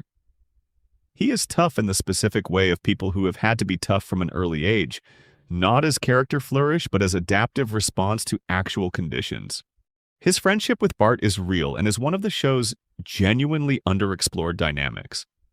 Two boys who understand each other's specific variety of being outside the norm, whose friendship has a quality of mutual recognition that neither of them would necessarily describe in those terms, but that is present in how they move together through Springfield's elementary school ecosystem. The later seasons have preferred the simpler version. Nelson laughs. Sometimes he is briefly developed in directions that acknowledge the complexity the earlier seasons built. Then he returns to the laugh and to the background of school scenes. The complexity is still visible if you look for it. It is in the character baked in, but the show has largely stopped looking for it. Milehouse Van Houten is perhaps the show's most successfully developed secondary child character, which is notable precisely because his development has been so fully in the direction of a single specific thing. The experience of being the person adjacent to the exciting person, the friend rather than the protagonist, the one whose role in the story is defined entirely by his relationship to someone else's role. He is Bart's best friend. He is defined by that relationship, by the specific experience of being Bart's best friend. The loyalty it requires, the indignities it occasionally produces, the genuine warmth underneath all of it, the occasional moments where his own desires and Bart's desires come into conflict. And he is placed in the position of choosing between himself and his friend, and he very often, with the specific selflessness of someone who has made this choice so many times that it no longer feels like a choice, chooses his friend. He has been given his own storylines across various episodes and has been allowed to develop outside of his relationship with Bart in ways that are real and that add depth. His relationship with Lisa, his parents' divorce and what the divorce has done to his domestic situation, his own romantic aspirations and the specific quality of hope and resignation they produce. But he always returns to being Bart's friend, because that is the structural fact of who he is in the show's world, and the structural facts are durable in ways that episodic developments are not. He is still Bart's friend. This is still true. It has been true for 36 years and will presumably remain true for as long as the show continues, which is the most reliable thing that can be said about any relationship in Springfield. Martin Prince is the character whose specific social position at Springfield Elementary, the academically exceptional, socially excluded child, has been treated with varying amounts of care and varying amounts of genuine cruelty across the show's run.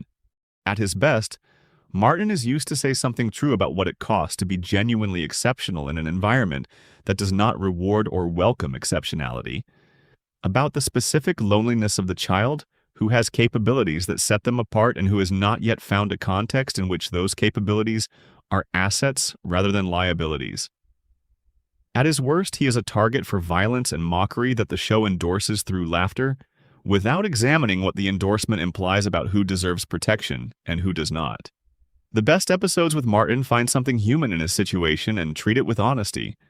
The episode where he is briefly cool and popular and finds the experience of popularity not quite what he had imagined it would be is one of the show's sharper observations about social aspiration, about how the thing you want, when you get it, is often not the thing you were wanting but a version of it that has been translated through your own imagination in ways that the reality cannot quite match. He is still at Springfield Elementary, still academically exceptional, still occupying his specific position in the school's social structure with the resigned efficiency of someone who has fully mapped the territory and has stopped expecting it to change. Sideshow Mel, the last time we saw him, was in his costume. The bone was through the hair. The theatrical register was fully operational. And somewhere in the building where the Krusty Show is taped, in whatever version of that building currently exists in Springfield's media landscape, Mel was sitting in the way that people sit when they are between moments. Not performing, not waiting for a performance. Simply existing in the space between one thing and the next, in the costume that is also, by this point, simply who he is. We keep returning to Mel because he is the purest illustration of something the show knows about its own secondary characters, but does not always acknowledge. Every one of the figures discussed in this video is capable of more than what they are asked for. Every one of them has qualities that the show has recognized at various points and used when it needed them, and set aside when it did not. The capability is still there. The interior is still there.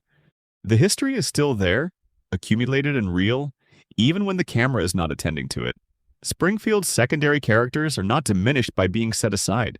They are simply waiting, as they have always been waiting, in the spaces between episodes and the margins of scenes and the background of the crowd shots, still themselves, fully and completely, in a world that has learned not to look too closely at what it has. The richer version of Springfield is always available. It is there in the older episodes, immediately accessible. It is there in the characters who have not changed, even as the show's attention to them has changed. It is there, specifically and persistently, in every moment where a secondary figure is given a genuine line rather than a functional one, and something in the performance makes you understand, suddenly and completely, that there is a whole person here. A person with a morning routine and a specific relationship with the sound their radiator makes at night, and a particular set of things they find funny, and a history that extends back further than any episode has shown. That Springfield is still there. It is always still there. The capacity for it exists in the characters, who have not lost what made them extraordinary even in the seasons that have stopped deploying it. And it is there in the episodes where the deployment happened, specific and precise and recoverable whenever you want to go back to it. Which is the thing about Springfield that matters more than anything else this video has discussed. It is recoverable. The best of it, the moments that made the show something genuinely extraordinary rather than merely very long, are preserved and available and will remain so. The characters are in those moments fully themselves. Sideshow Bob is singing. Edna is grating. Lionel Hutz is holding his business cards. Barney is sober for this specific episode, discovering that the world looks different from this new vantage point. Phil Hartman's voice is coming through the speakers, fully present, alive in the way that recordings make certain kinds of presence permanently available. They are all still there, in the only place that fully matters for the characters of a 36-year-old television program, in the episodes. In the episodes, they are exactly what they were. The forgetting has not reached the episodes. The episodes are immune to it. And that means what we have been calling forgetting is not quite the right word. The characters have not been forgotten. They have been placed in trust, in the archive, in the record, in the specific and durable form of episodes that can be found and watched, and that will deliver what they always delivered each time they are found. The trust holds. The archive is real. Springfield is still there. The characters are still in it, all of them, at every version of themselves they have ever been. The episode queue is long, the nights are quiet, and the town is waiting, as it always waits, patient and fully itself, ready to be revisited by anyone who comes looking. Which is all any of us can offer in the end. To be fully ourselves in the moments when someone is looking, and to remain ourselves in the moments when someone is not, and to trust that the record of the looking will hold. Good night, Springfield. Good night.